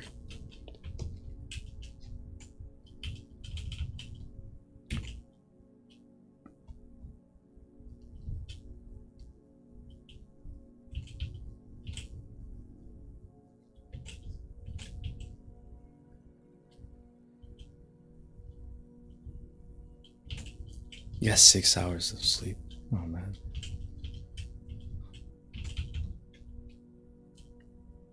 I'm wishing you more sleep. You certainly could use that.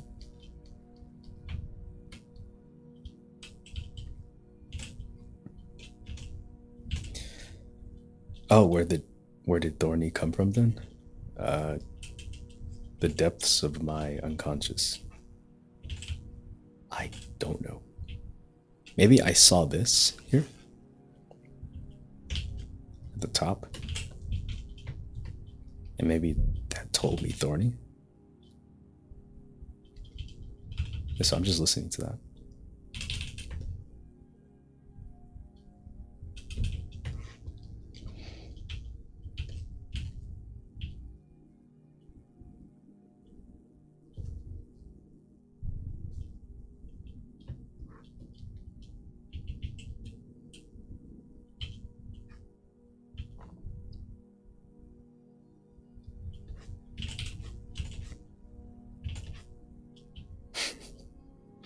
I hope you get your Minecraft stream. I know that has been an important part of your week.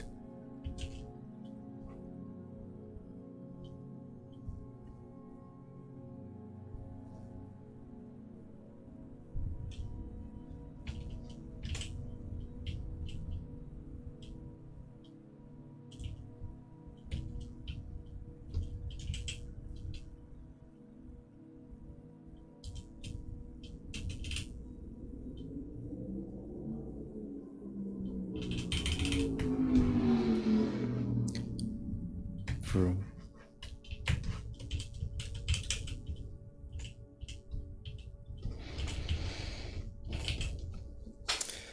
Oh, my program icebreaker yesterday asked to describe your art in one word.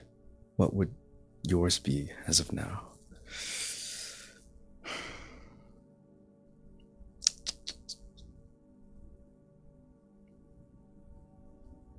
Probably Phrygian. Probably Phrygian. If not Phrygian, then smorzando. These are my 2 words.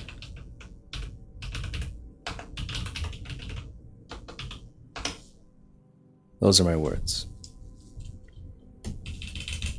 I don't know which one to pick.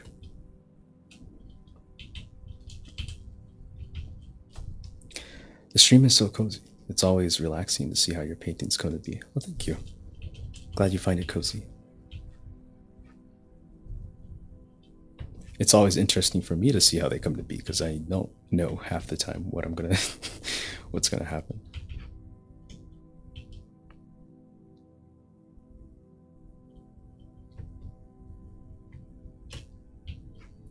Oh, hello, Discord email. Welcome. Hey, dude, your last traditional stream was amazing. I mean, the drawing was crazy good. Oh, thank you. I really appreciate it. I'd like to return to that drawing again. I still have it on my board. Long way to go now. Whoa, SAT words. I don't think of it like that. I think they're musical words, really. Because sometimes there aren't regular language words that capture the qualities I'm interested in.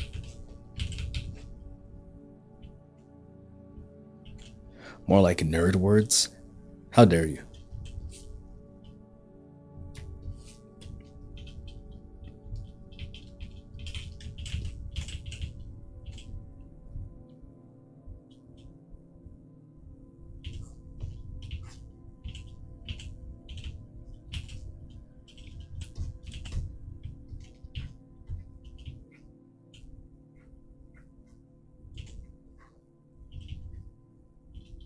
Okay.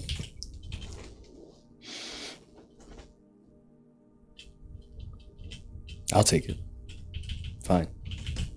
Sure.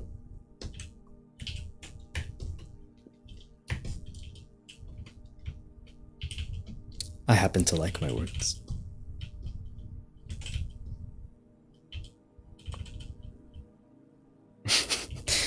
The pointing directly at you emoji is very threatening. Sorry, I have to go back to work and I'm taking it out on you. Oh man. It's okay. I understand the circumstance.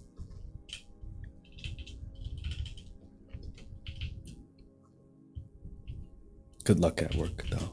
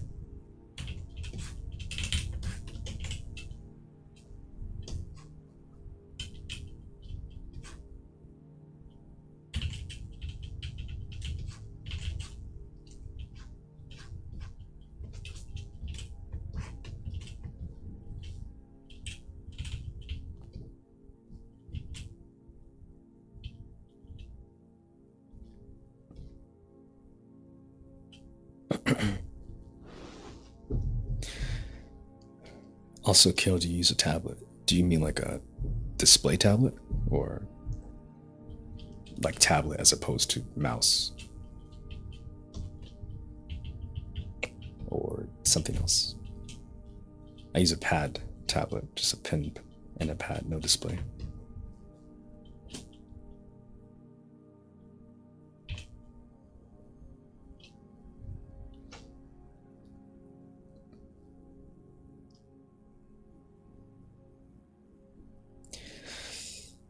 Chloe says, I came back and learning new words is cool. I agree. Especially how some cultures have very specific words that English doesn't have. Sometimes so many of the words I find, like I was talking about this earlier, how I create like maps of words and stuff that as part of the process, as a reference board, just interesting words. A lot of the times they are from other languages, or musical instructions and stuff like that. Like Phrygian is a scale, and Phrygian only makes sense as like an aesthetically inspirational word for me or influential word for me because of how that scale feels to me. The mode of Phrygian is just really evocative, and so that's in some way affecting the art. Also, ambulance. It's now part of the stream. Ambulance ASMR. But yeah, I like finding things that are very untraditional as influences.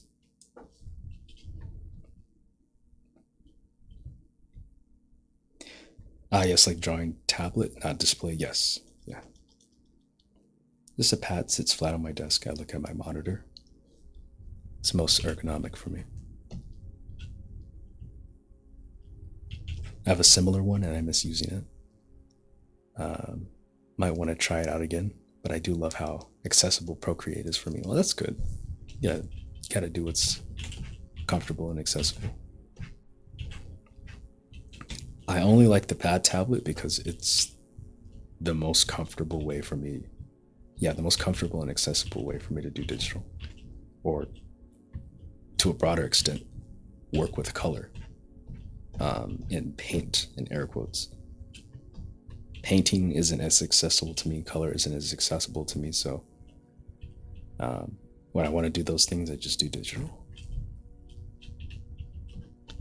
I wonder if painting in color were just as accessible as the digital was to me. I wonder if I'd even do digital frequently. I don't know. Maybe I still would, but I think about that sometimes. This is my color medium.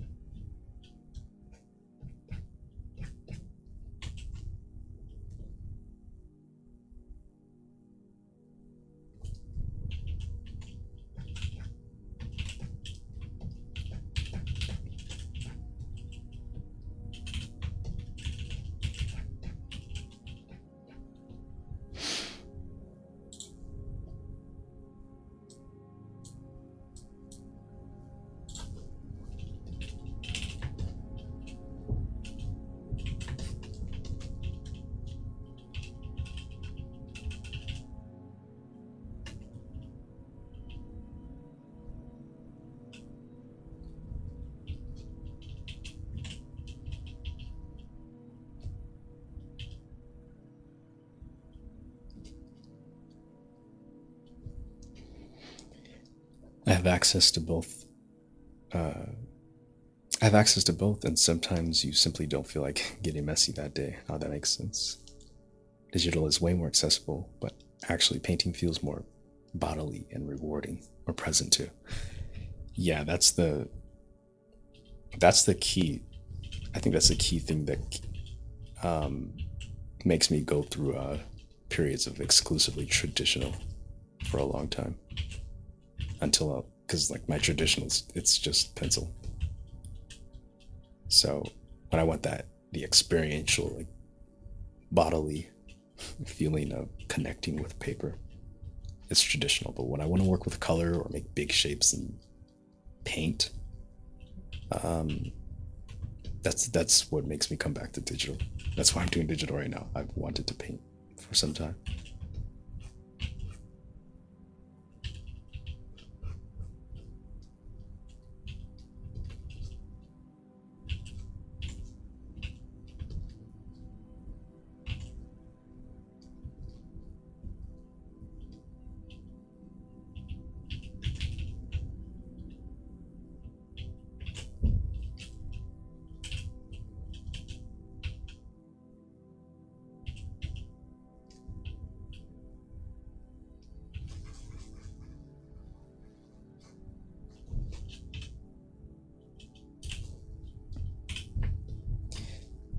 Didn't you do a gouache painting not too long ago? How did that feel? I don't know if you spell gouache right either. um, that yeah, I did, and that was it's not it requires its setup and not too much setup surprisingly, but it still requires a little bit of like overcoming some resistance to start. And also, I'm not used to working that way at all, so most of the experience was just getting a grapple of the medium. So I did like a photo study, so I don't have to worry about imagining things while not knowing how to use the tools. Um, I can't quite say too much about like what that experience, how that experience affects the rest of my process because I, I'm still learning it, but it was enjoyable. I did like it.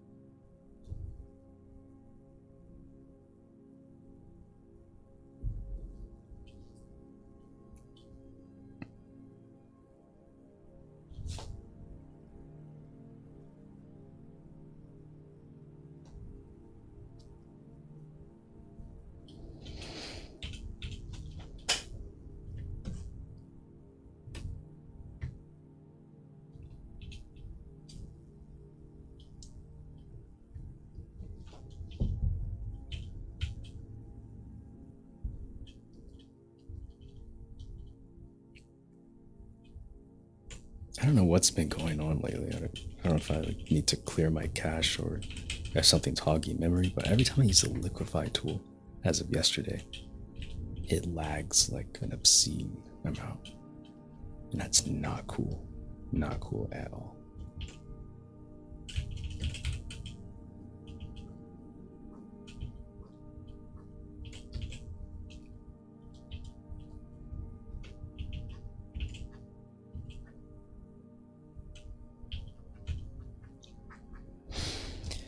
Yeah, I've dealt with that curve a lot, jumping to different mediums.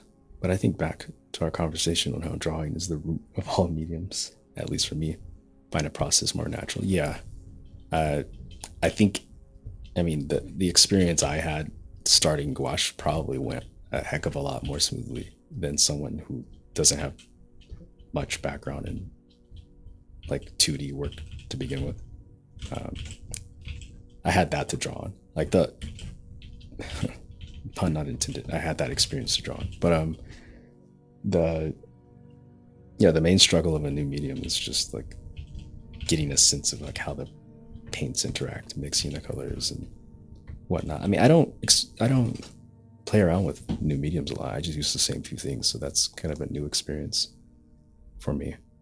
But uh, getting a handle of the subtleties is what takes time for me. But once I have that, I'm pretty much just back at my baseline, focusing on what I'm doing rather than how to do it.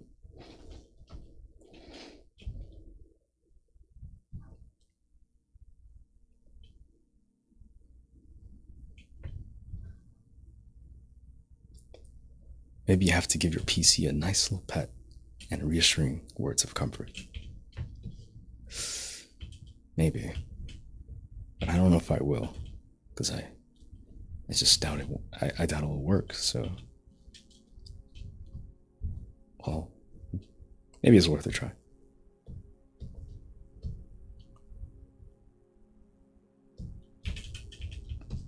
Maybe it's because the canvas is really large.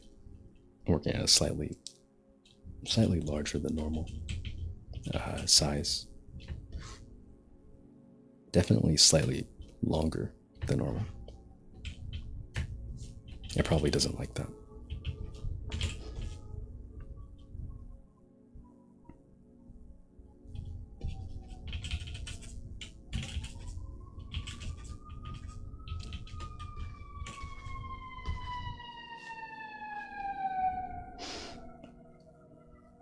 Your PC is living and breathing too. It's definitely breathing. That's for sure.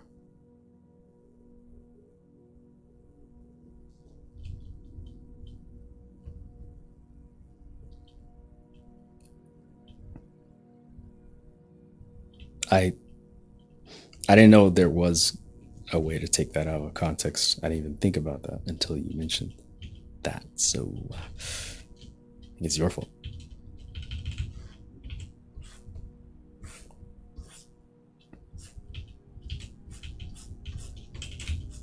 I think I've been interested in making the canvas size very long because an element I like to explore in my art is verticality. So I figured, why don't I just make it more vertical?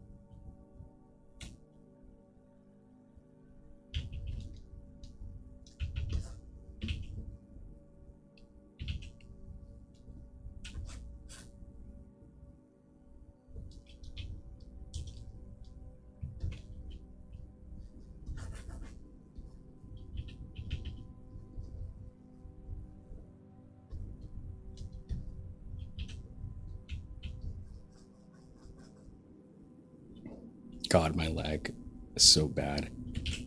This is a scribble of what? It does this. When I did this, and I got this. That needs to be addressed.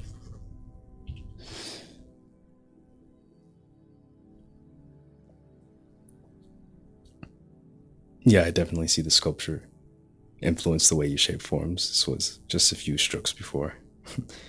I need to practice adding more length to my pieces. I've been in the square for a bit. Oh, okay. The first comment. Um,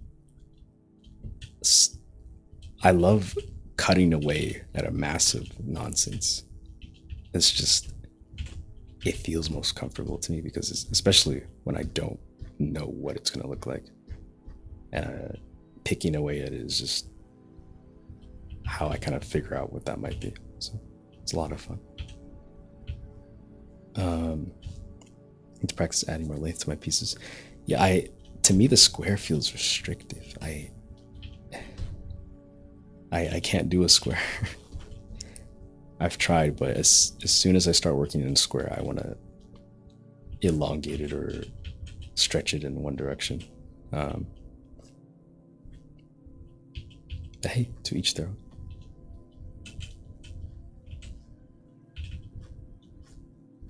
I saw an artwork at the museum. It's actually a brand new artwork. It's 100 feet long.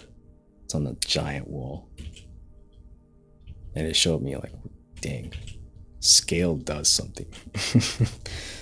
the scale, the direction the canvas is oriented, it has a huge effect.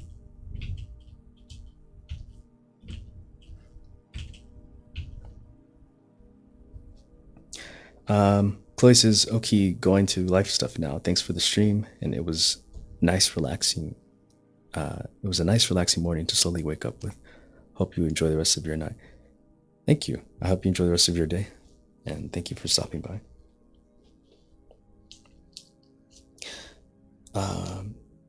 Miguel says, yes, love subtractive approach. Reminds me of when I used to do printmaking, liner cut carving. Oh, interesting. Yeah. It's a to me it's like equal parts subtractive and additive. Carving away, adding new I guess lumps of clay or whatever your analogy would be, and then cutting away again. I've been trying to work within restriction though, so that's something. I guess that does do something. I would give the square format a try again if I didn't find it restrictive. But who knows? Maybe there's something for me to learn.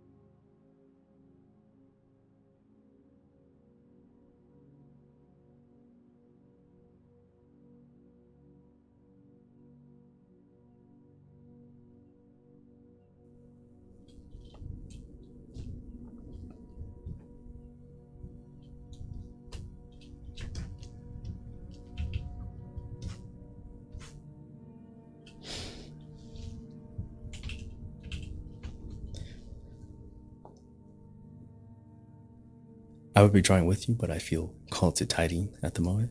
Man, I wish I felt called to tidying. I could use that. When did you add the glow or when did the glow happen? That's cool. Yeah, it was actually really fast. I made a new layer, used the glow effect, merged it, kept working.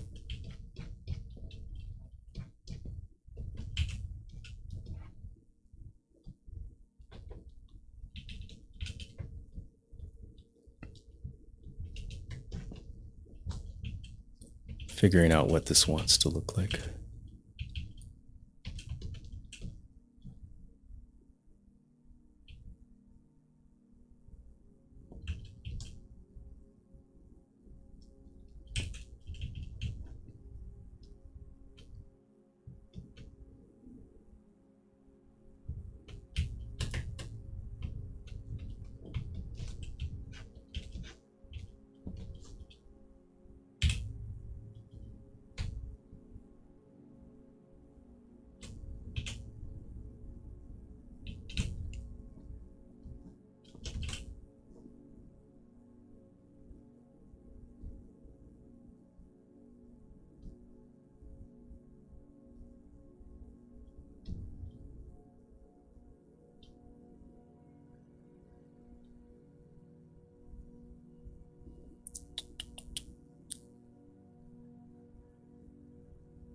Clip Studio Paint is taking forever to make this transformation. There's a loading box on my screen right now.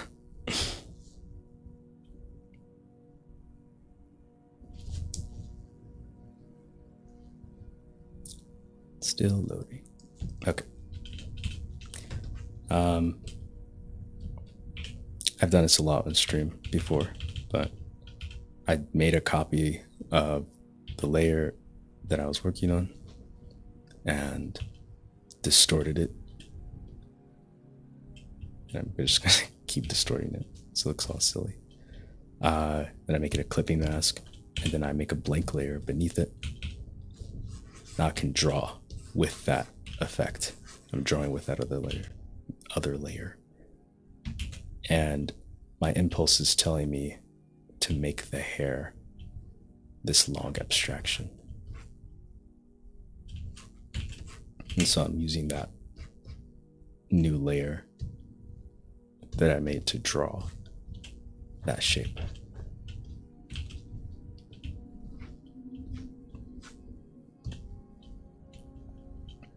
I think I could stretch it more.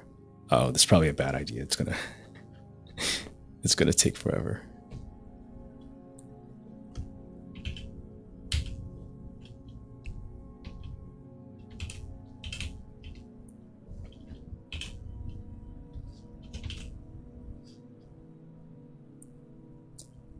Please don't take forever. Please, please, please.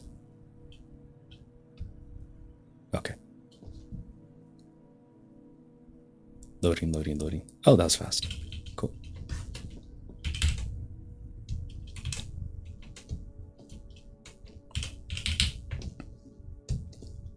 And sometimes I change details about that layer, like boost the contrast or the brightness or something.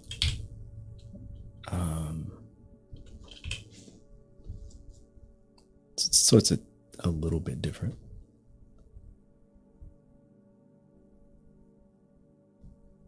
Yeah.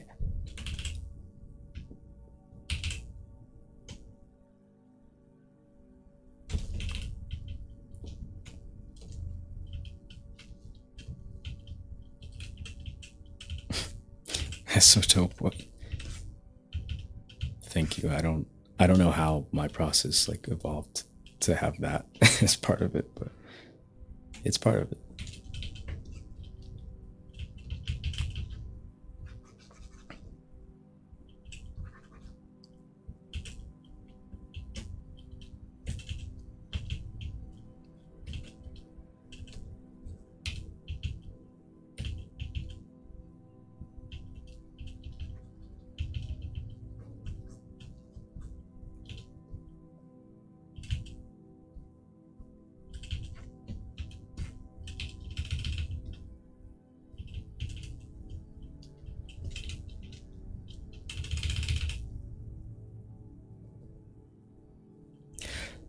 That's such a only that's such a only you watching a stream moment. I would not have known that. I would have assumed you simply drew that part. Uh, yeah, no, I take every shortcut imaginable. If if I think a weird, interesting effect could be achieved, um, that would otherwise take too long for me to bother achieving it, I will do that weird effect.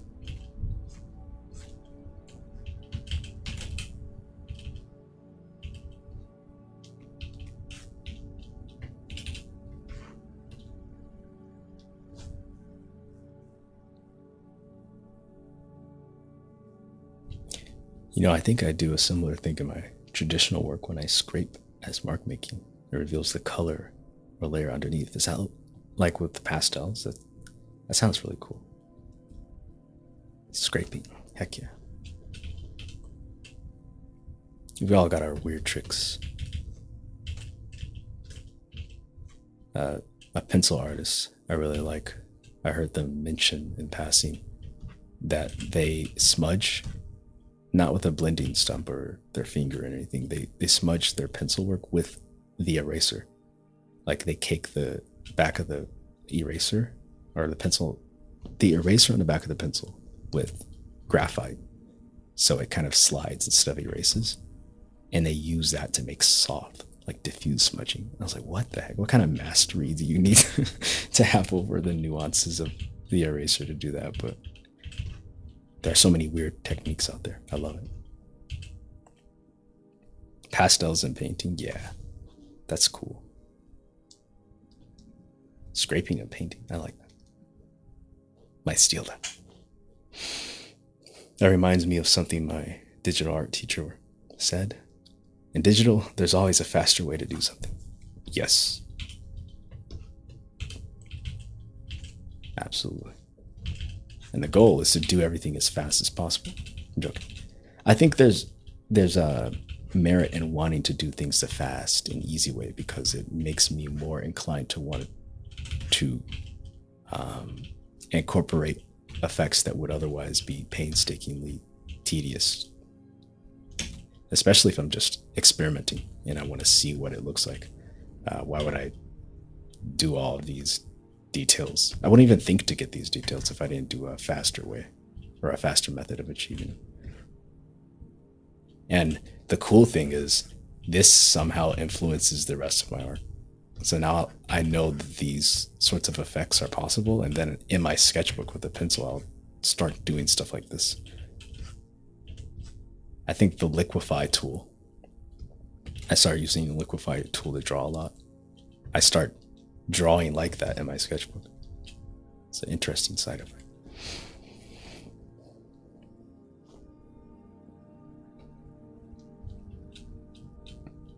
I'm stealing your technique too. It's free. It's for free.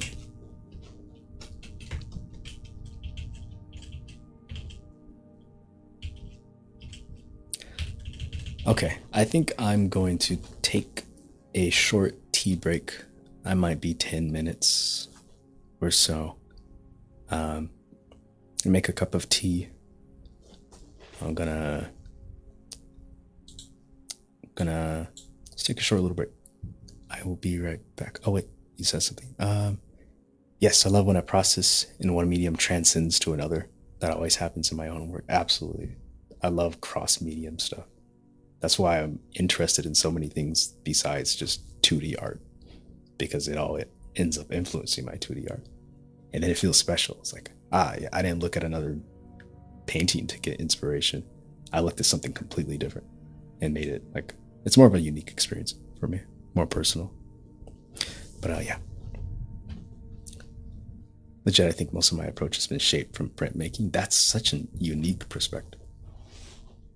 Especially like from, me never having done printmaking. I've looked into it and I'm like, wow, imagine the insights you can learn from that. Like I can only imagine it, but you might actually have that experience to be able to apply that. So that's really cool. All right, I will be right back.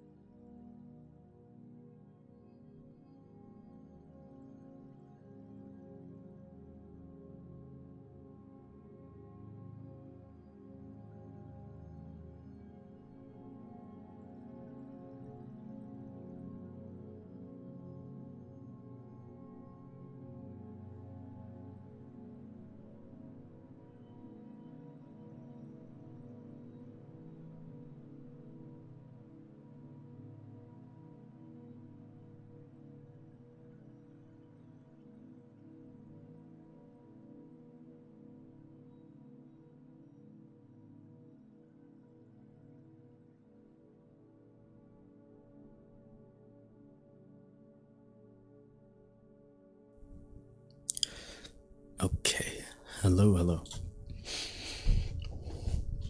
I have returned with De.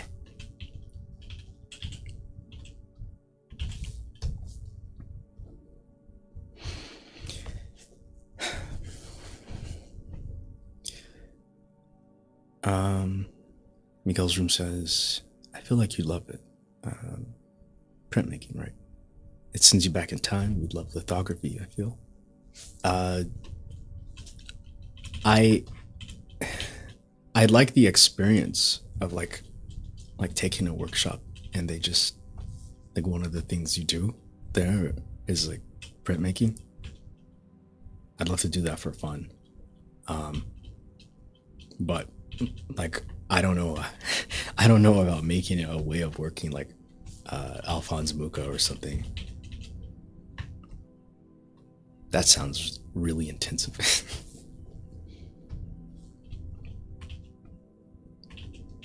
But it does sound like a fun thing to have the experience of. Oh, drinking lemonade right now. Excellent. I made a London fog, some Earl Grey, lavender, honey, and a splash of soy milk.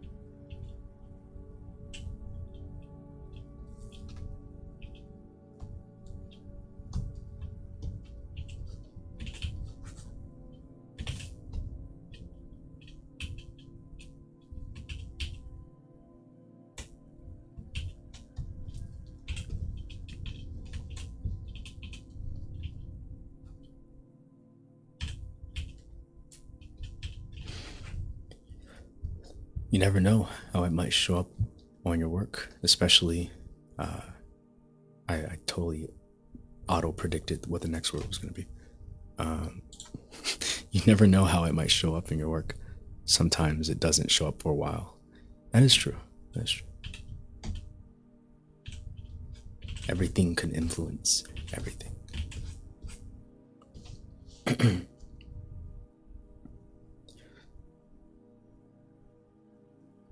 Oh, I love a good London fog. Yeah. I drink Earl Grey like every day, and every now and then I make it into a London fog. Reminds me of a friend, specifically one summer night before our sophomore year of school. Had my first ever London fog with her.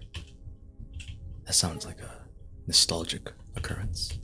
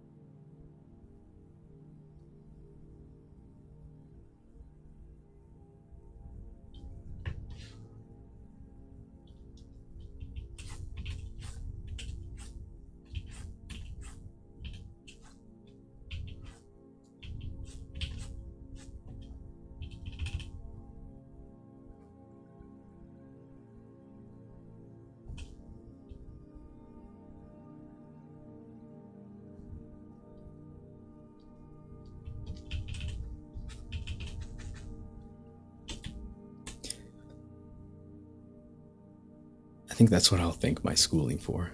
They encouraged interdisciplinary thinking, aka forced you to take classes outside your major, theory classes included.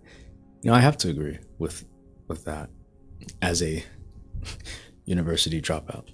Uh, I do appreciate the fact that I have some sort of rounded experience because of that.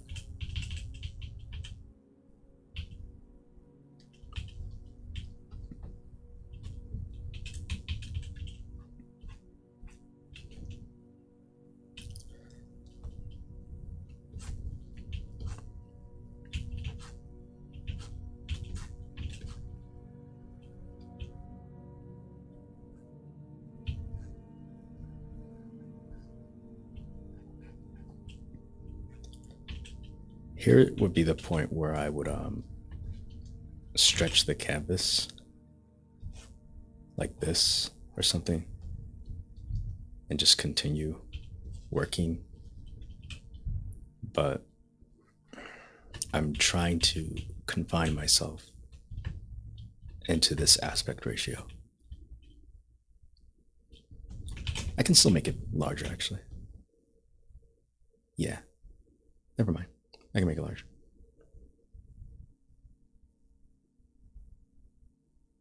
I don't like resizing the base image too much because that introduces the opportunity for like pixelation and stuff. The resolution is not going to be the same if I constantly resize it, but I can expand and add more stuff.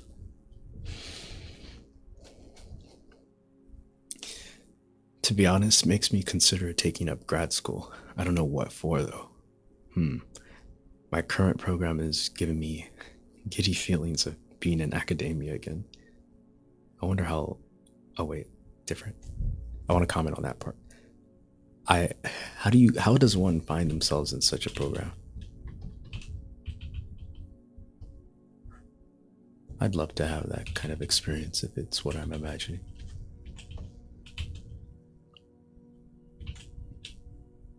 The giddy feeling of academia. I will say that I very much know that feeling, and part of me misses it, even though I don't like the bureaucracy of the of the education system. I wonder how large this would be as an oil painting. Probably like, I don't think too large. Maybe like, wait, I can actually convert this to, I can convert this to inches.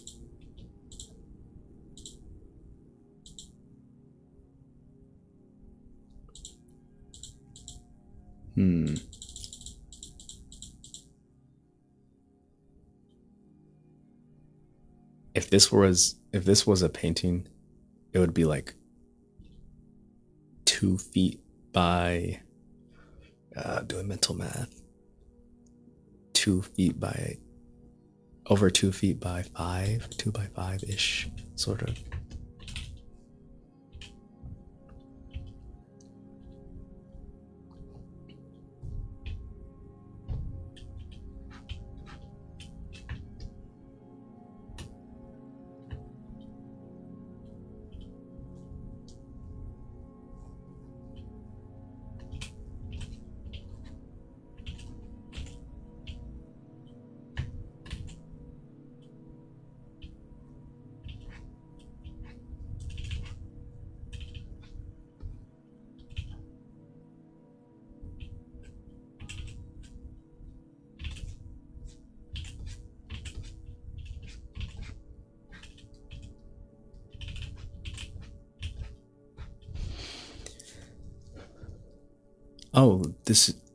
Oh, it's this program called Fellows for Two. It partners you up with a stranger, and you work on a collaborative piece together for 10 weeks. Very cool. I think if anything, it's the community aspect that makes me giddy. I do love learning new material, but being around other artists is what makes me giddy. Yeah, man, I've never had such a connection with other artists. I'm assuming this is in person, right? Um, I mean, that's why I do these streams. That's why I try to hang out in the server. Uh, that is something I long for, and I find it important to have that be a thing that other people can also engage with.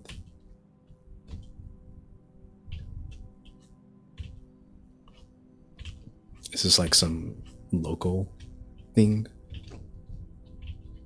How did you find out about that? How does one know what's going on? Sincerely, someone that doesn't know what's going on.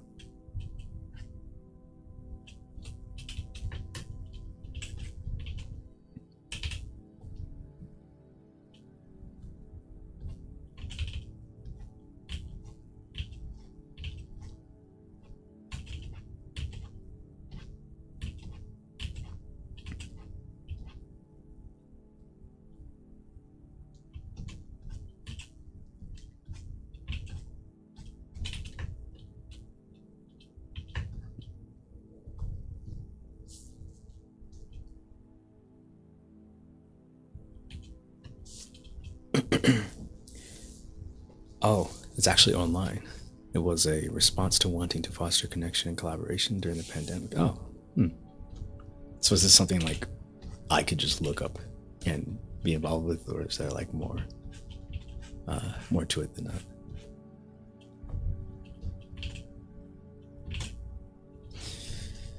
Bree says, I'm gonna head out. Thanks for the stream. I just got a new welder. Whoa, gonna set it up. Excited to do some welding school. Dude, I'd love to see that. That sounds really cool. Thanks for sticking around. I appreciate it, as always.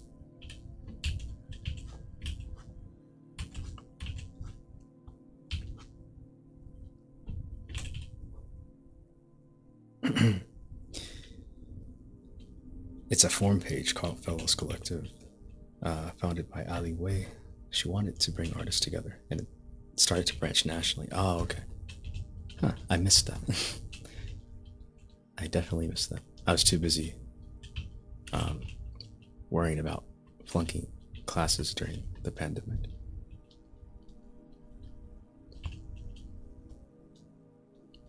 Oh, thank you, thank you. Can't wait to see that. Goodbye.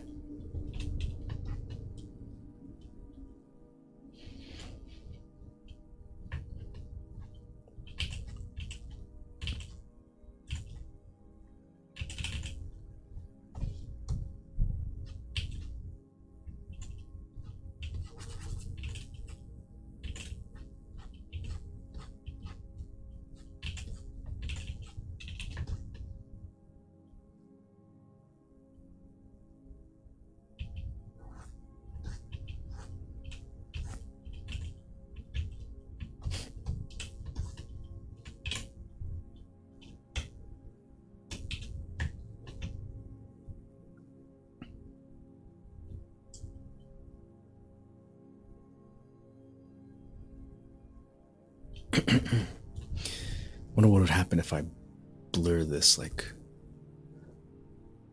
layer that I'm using for texture.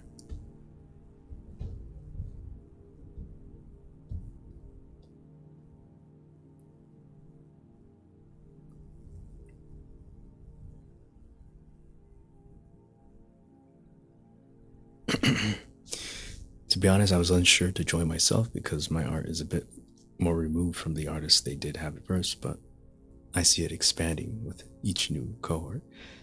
Yeah, I know that feeling of feeling like you're removed from other groups of artists. I'd probably have the same hesitation, but I'm glad you found that sense of connecting through that. It sounds like maybe I have some hope.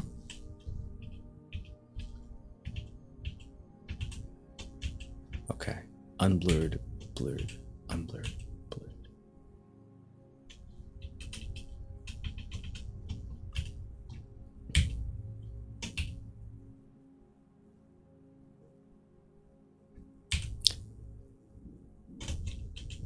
Hmm.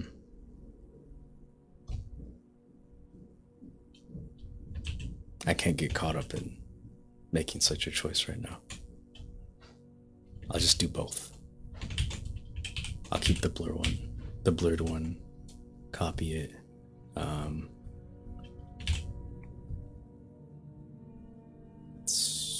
Soft light? No. I'll just put it 70%,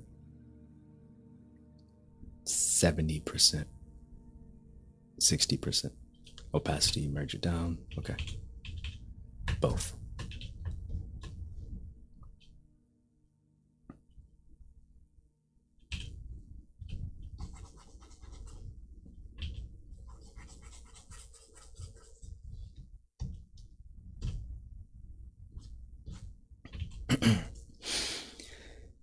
I like to think if there isn't someone like you, you have to be the first to show. You have to be the first to show for the connection to appear right before you. It's like when you're thinking about something, someone out there is already speaking what's internalized. That is true. Oh, really? That's how you found me? Dang. I mean, it does work. That's why I made my server, because I was like, man, none of these art servers out there, like they're not quite my speed. I don't feel like I fit in with them, so I just made my own and hope that the group I long for would find themselves there. And I think I have succeeded.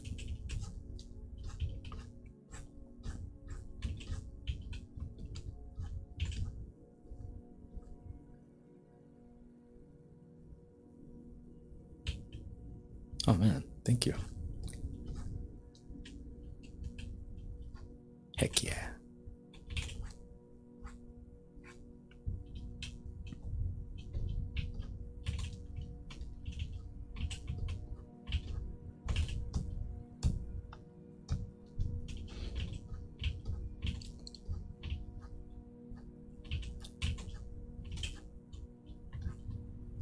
I'm still working on, well, I've been working on more art than the next video. I might scrap the next video because I'm evaluating the message. It's a long process.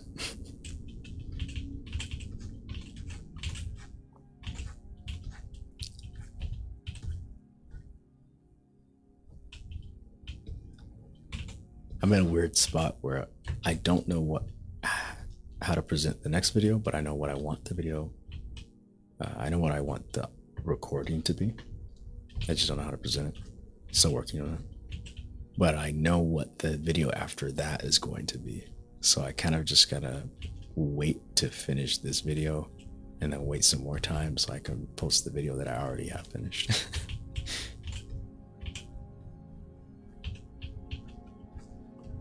I don't know why my mind works like that, but that is the predicament.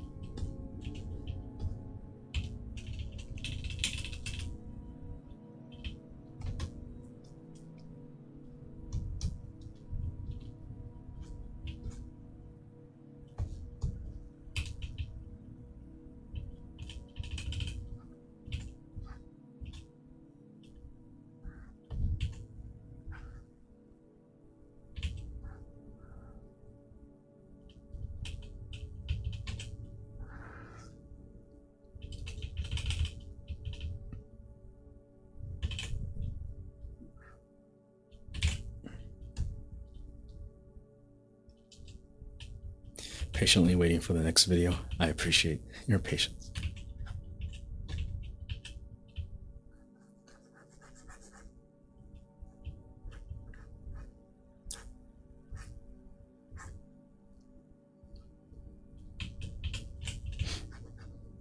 I'm exploring ways of, or like maybe but new video formats potentially that don't rely on cosmic insights to take their sweet time at arriving, because I can't really base a consistent, like predictable upload schedule off of insights and breakthroughs and ways to I don't know, say the things I want to say.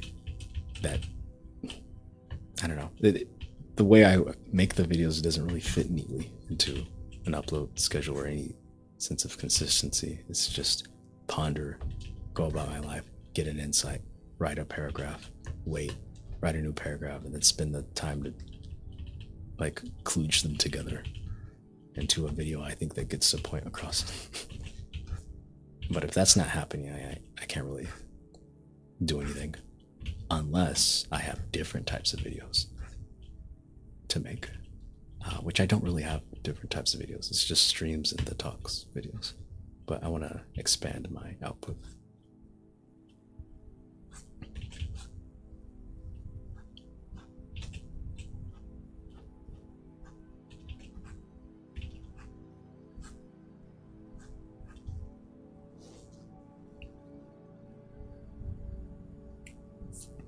I think it's okay to take your time. You shouldn't be rushed. It's like book releases. This is true.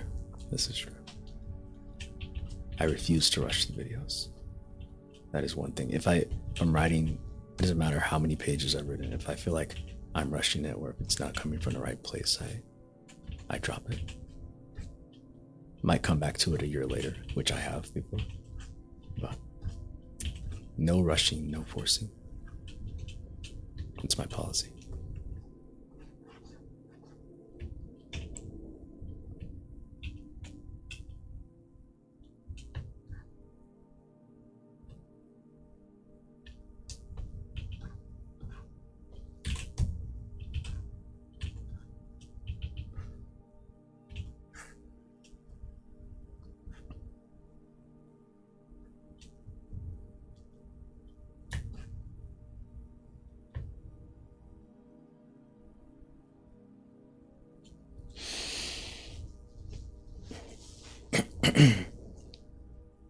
You could possibly open to short form, which you can take from your existing content. I've dabbled about like with that idea for a couple years now. I've made 2 ever, never posted them. Because to me, it's only viable if I have a way to comfortably, joyfully spend the time it takes to do that. Because even if I'm just recycling things that I've already done, which I already have mixed feelings about doing, it's a surprising amount of work to just get one 60-second video that I feel is of the level of quality that deserves to be on the channel or anywhere else. I think the regular videos take long enough already, or at least take enough involved effort that it feels more fulfilling and worthwhile to do just that. If there was a fun, exciting way for me to make content like that, and I can like build up a backlog of it so I don't have to post one and then spend forever making another one. If I could build up a backlog and it was fun, I would do short form content in my own way. But until then, I will avoid it because I would be forcing myself to do it, and I don't want to do that.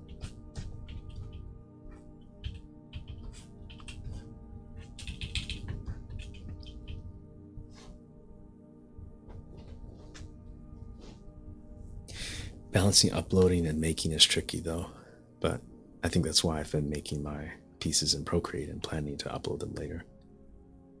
Yeah, I find it balanced tough. I mean, streaming feels like a cheat to me. It's like I made a video and I'm just doing what I would have been doing alone if I wasn't streaming.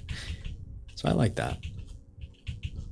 But sometimes I need to give myself the antidote to content brain by just not involving myself with it at all for a while and just sink into whatever projects I want to run for myself. And then inevitably by spending time doing that, I'll come up with something I want to say in the next video, and then it just happens on its own. It only goes wrong when I try to force it. It's like the child adult thing, like you said. You gotta let the child doodle, figure stuff out. Yeah, I've hesitated doing short form myself. I'm tiptoeing making content because I'm solely focusing on, I think, making art right now. Yeah, it should come out of a place of of want, of interest.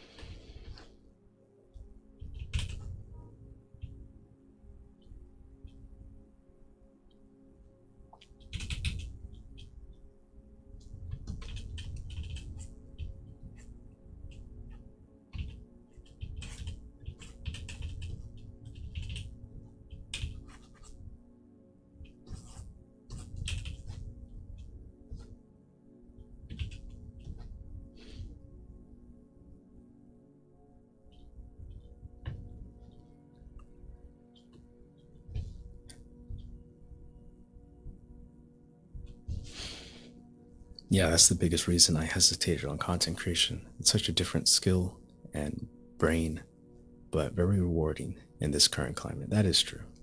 That is true. Take your time. I will definitely subscribe to wherever you end up, if you end up making content, wherever you end up posting. I'll be there.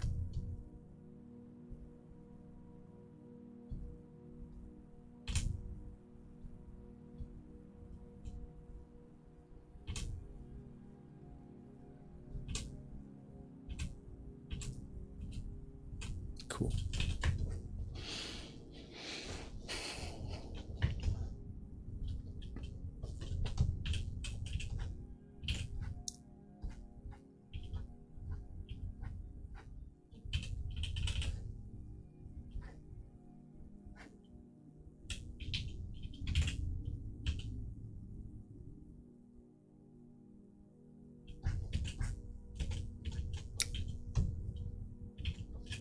Oh, let's go.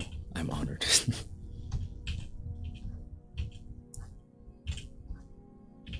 I hope to be and hopefully remain a positive influence.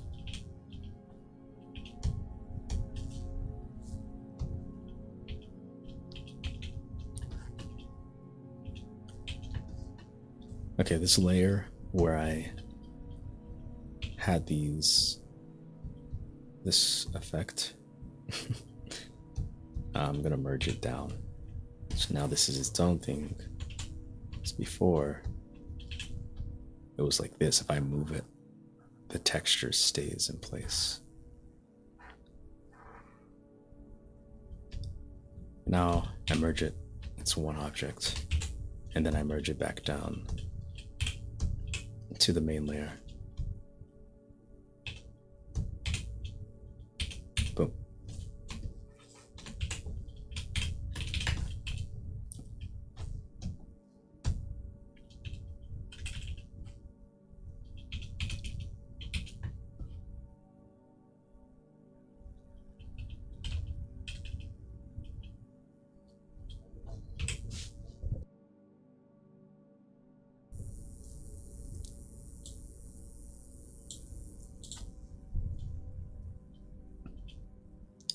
For now, Instagram is enough. That is true. I, for one, despise Instagram. That's why I'm barely posting it.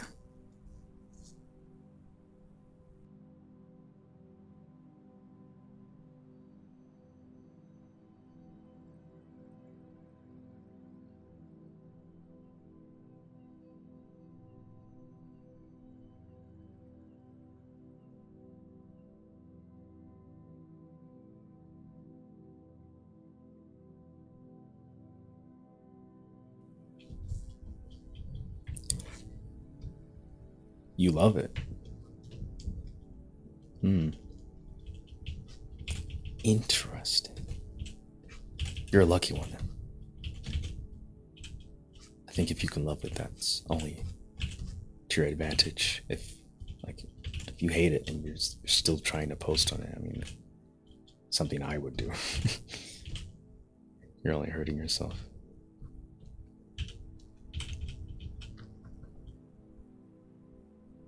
Yeah.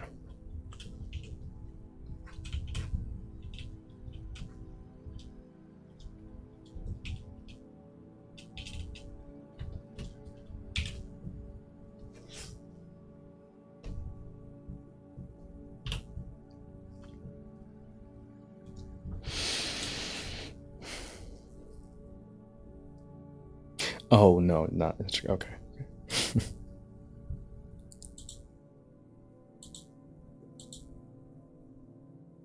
Oh, the technique.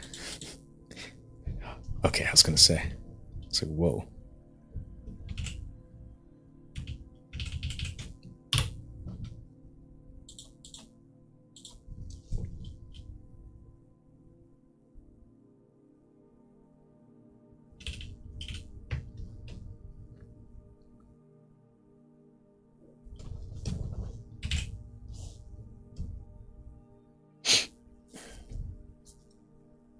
Also, BRB going to do dishes. Good luck.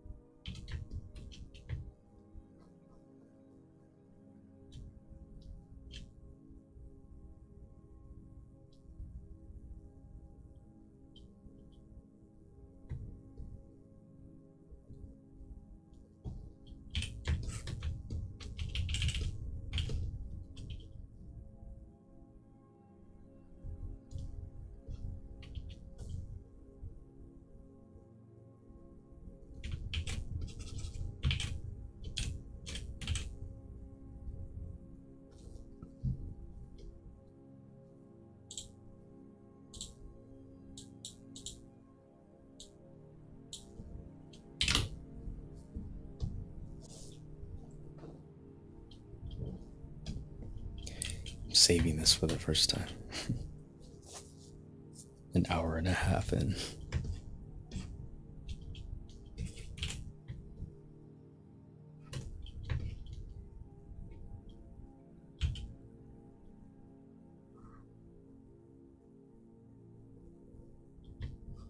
Whoa, why are people honking outside?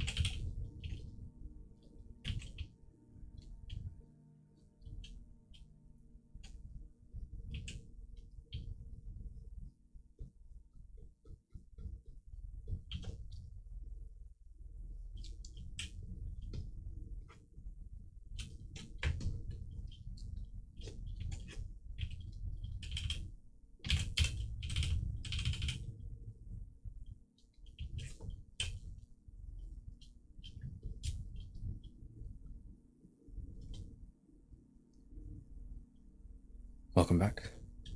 Wow, this is speed run.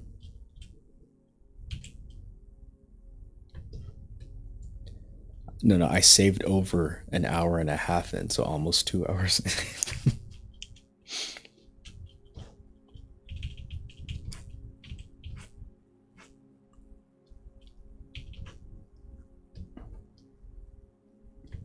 I forget to do it when I start the canvas. I usually don't have to worry about it because I do have autosave on. But when I start a new illustration and didn't even save it into my files yet, the risk is always there.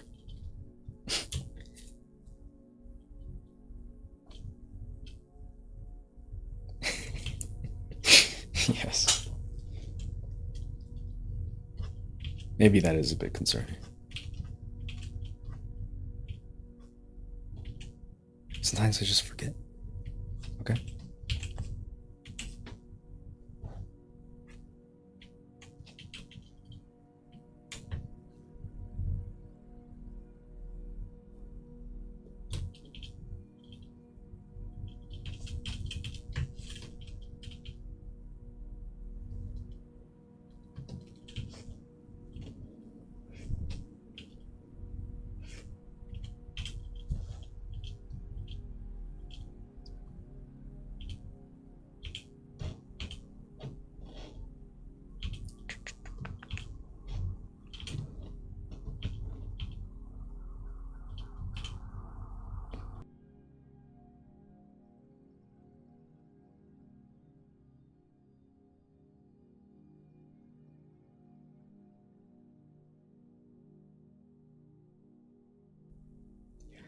Never again will I do that. I've learned the hard way once before. Never trust Adobe, man. They always crash on me. Premiere, Photoshop.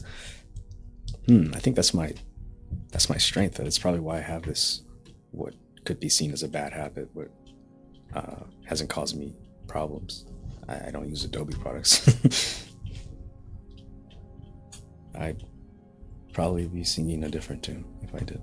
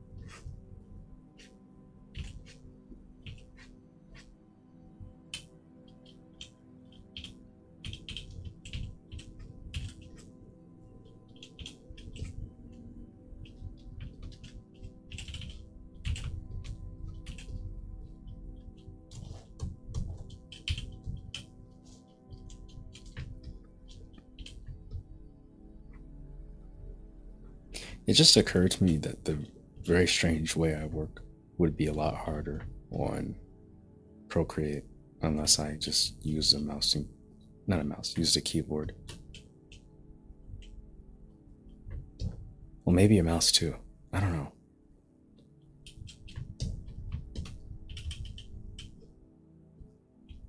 I make corrections by using the layers I copied underneath. But I think in Procreate, unless I have a hotkey for it, I'd have to open the layer panel, select the layer beneath, make a copy of that layer, merge it down to the layer on top, but I don't have to think about any of that. Working the way I do, it happens in half a second.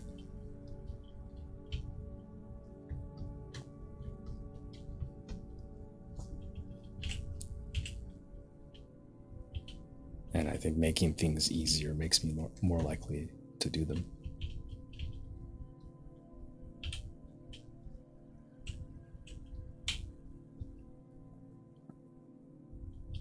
It just means you've mastered CSP. No, I think I've just developed a very strange, idiosyncratic way of working. It's very me to the point where I'm locked into CSP. I cannot use anything else. Which I'm glad I settled on this one and not like Photoshop or something. At least I don't have complaints about this program, besides maybe a couple. Yeah, really just one complaint. Hardware optimization. They could do things to not lag, but they don't do them. But that's it.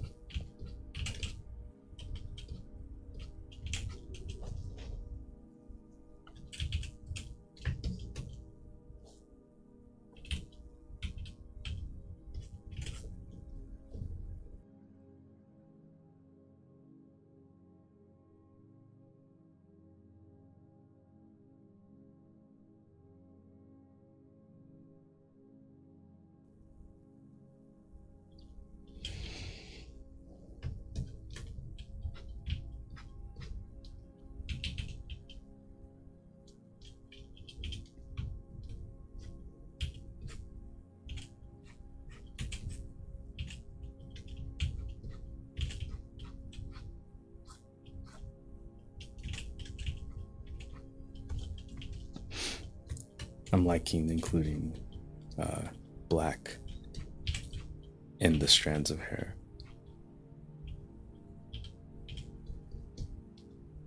Or at least trying to.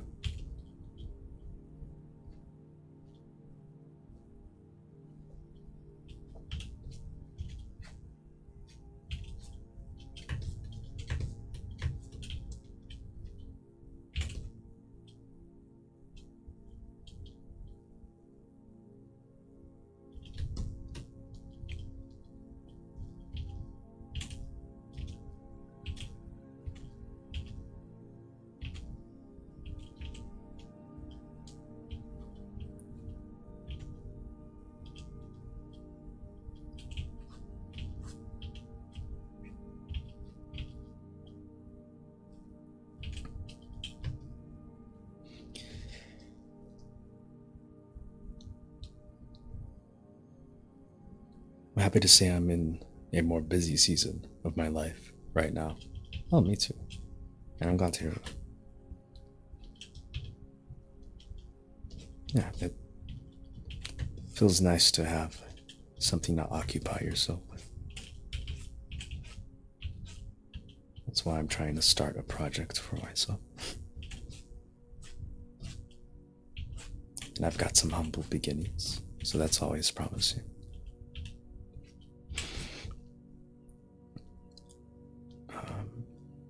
I love the contrast of this black and red. Limited palettes art. Yes. Thank you, thank you.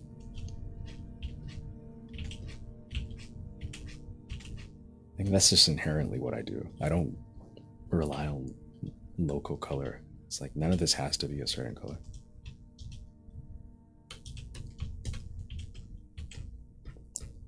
I was thinking about hue shifting it. So now since that's on my mind, I will try that. Orange, vermilion.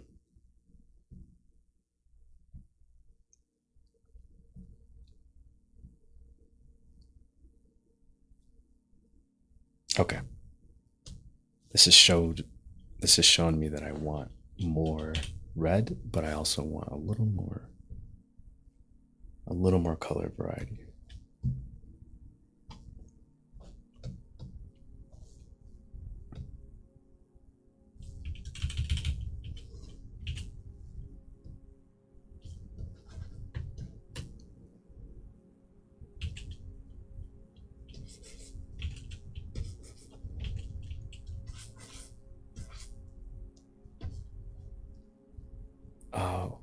Well, I'm on my PC right now, and the reds are way more red on my phone. Huh.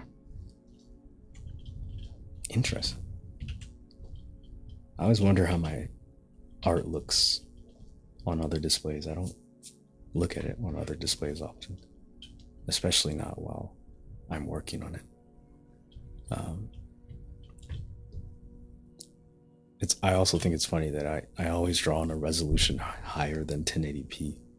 Yeah, my main monitor is a 1080p monitor, so I've never seen the full resolution of my work.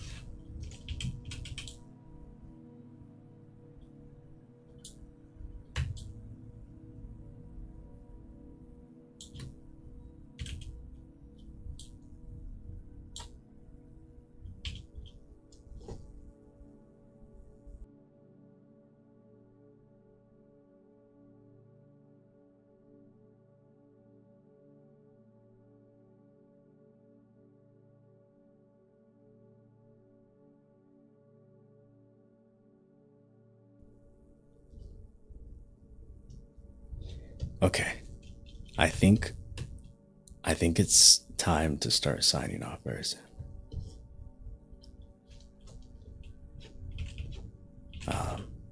I think this is my longest stream on this channel. So, thanks for participating. I'll probably sign off in a couple minutes. A friend of mine just published her first post to Substack, and I'm feeling emotional because she mentioned me. Oh, I've never posted there or been there. Oh, I've probably been there, but I don't have memory of being there.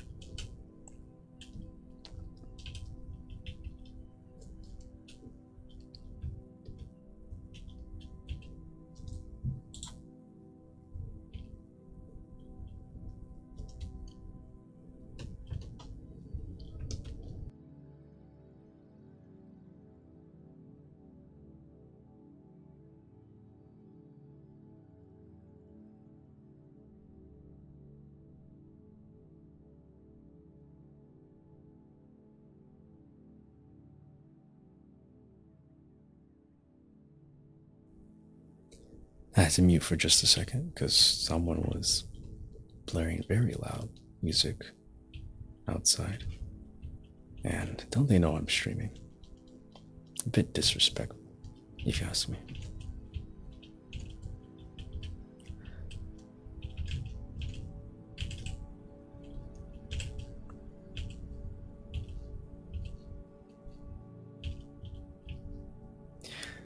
Have I killed? It was time well spent. Well, thank you. I really appreciate it. I agree.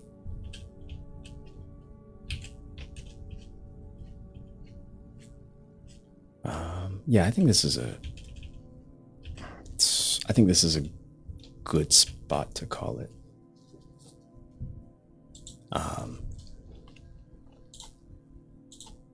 yeah, I'm glad I got to push this one pretty far, and also got to start another one.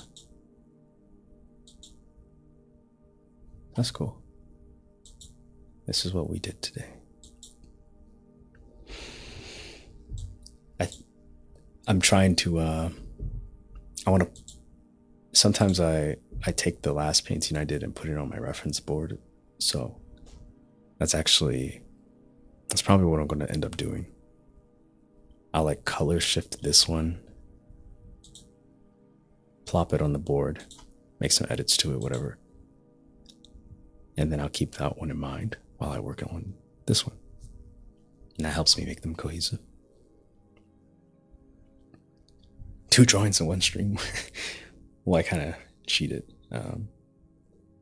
Started on like the tail end of a drawing I was already like 6 hours into, and then started a new one. But feels good. I like it. Maybe the next time I stream, if I don't finish this one between now and the next stream, I could work on this one. But we'll see.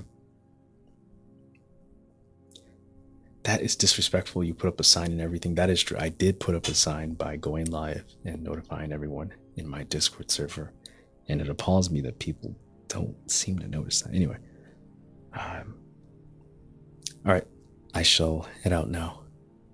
Amazing work as per usual. I appreciate it, Miguel. Seems most of everyone else has already come and gone. But I appreciate them, and I appreciate you for sticking along. Goodbye. Goodbye, everyone. 2 concurrent viewers. Goodbye, Miguel and viewer number 2, whoever that is. I will see you all later.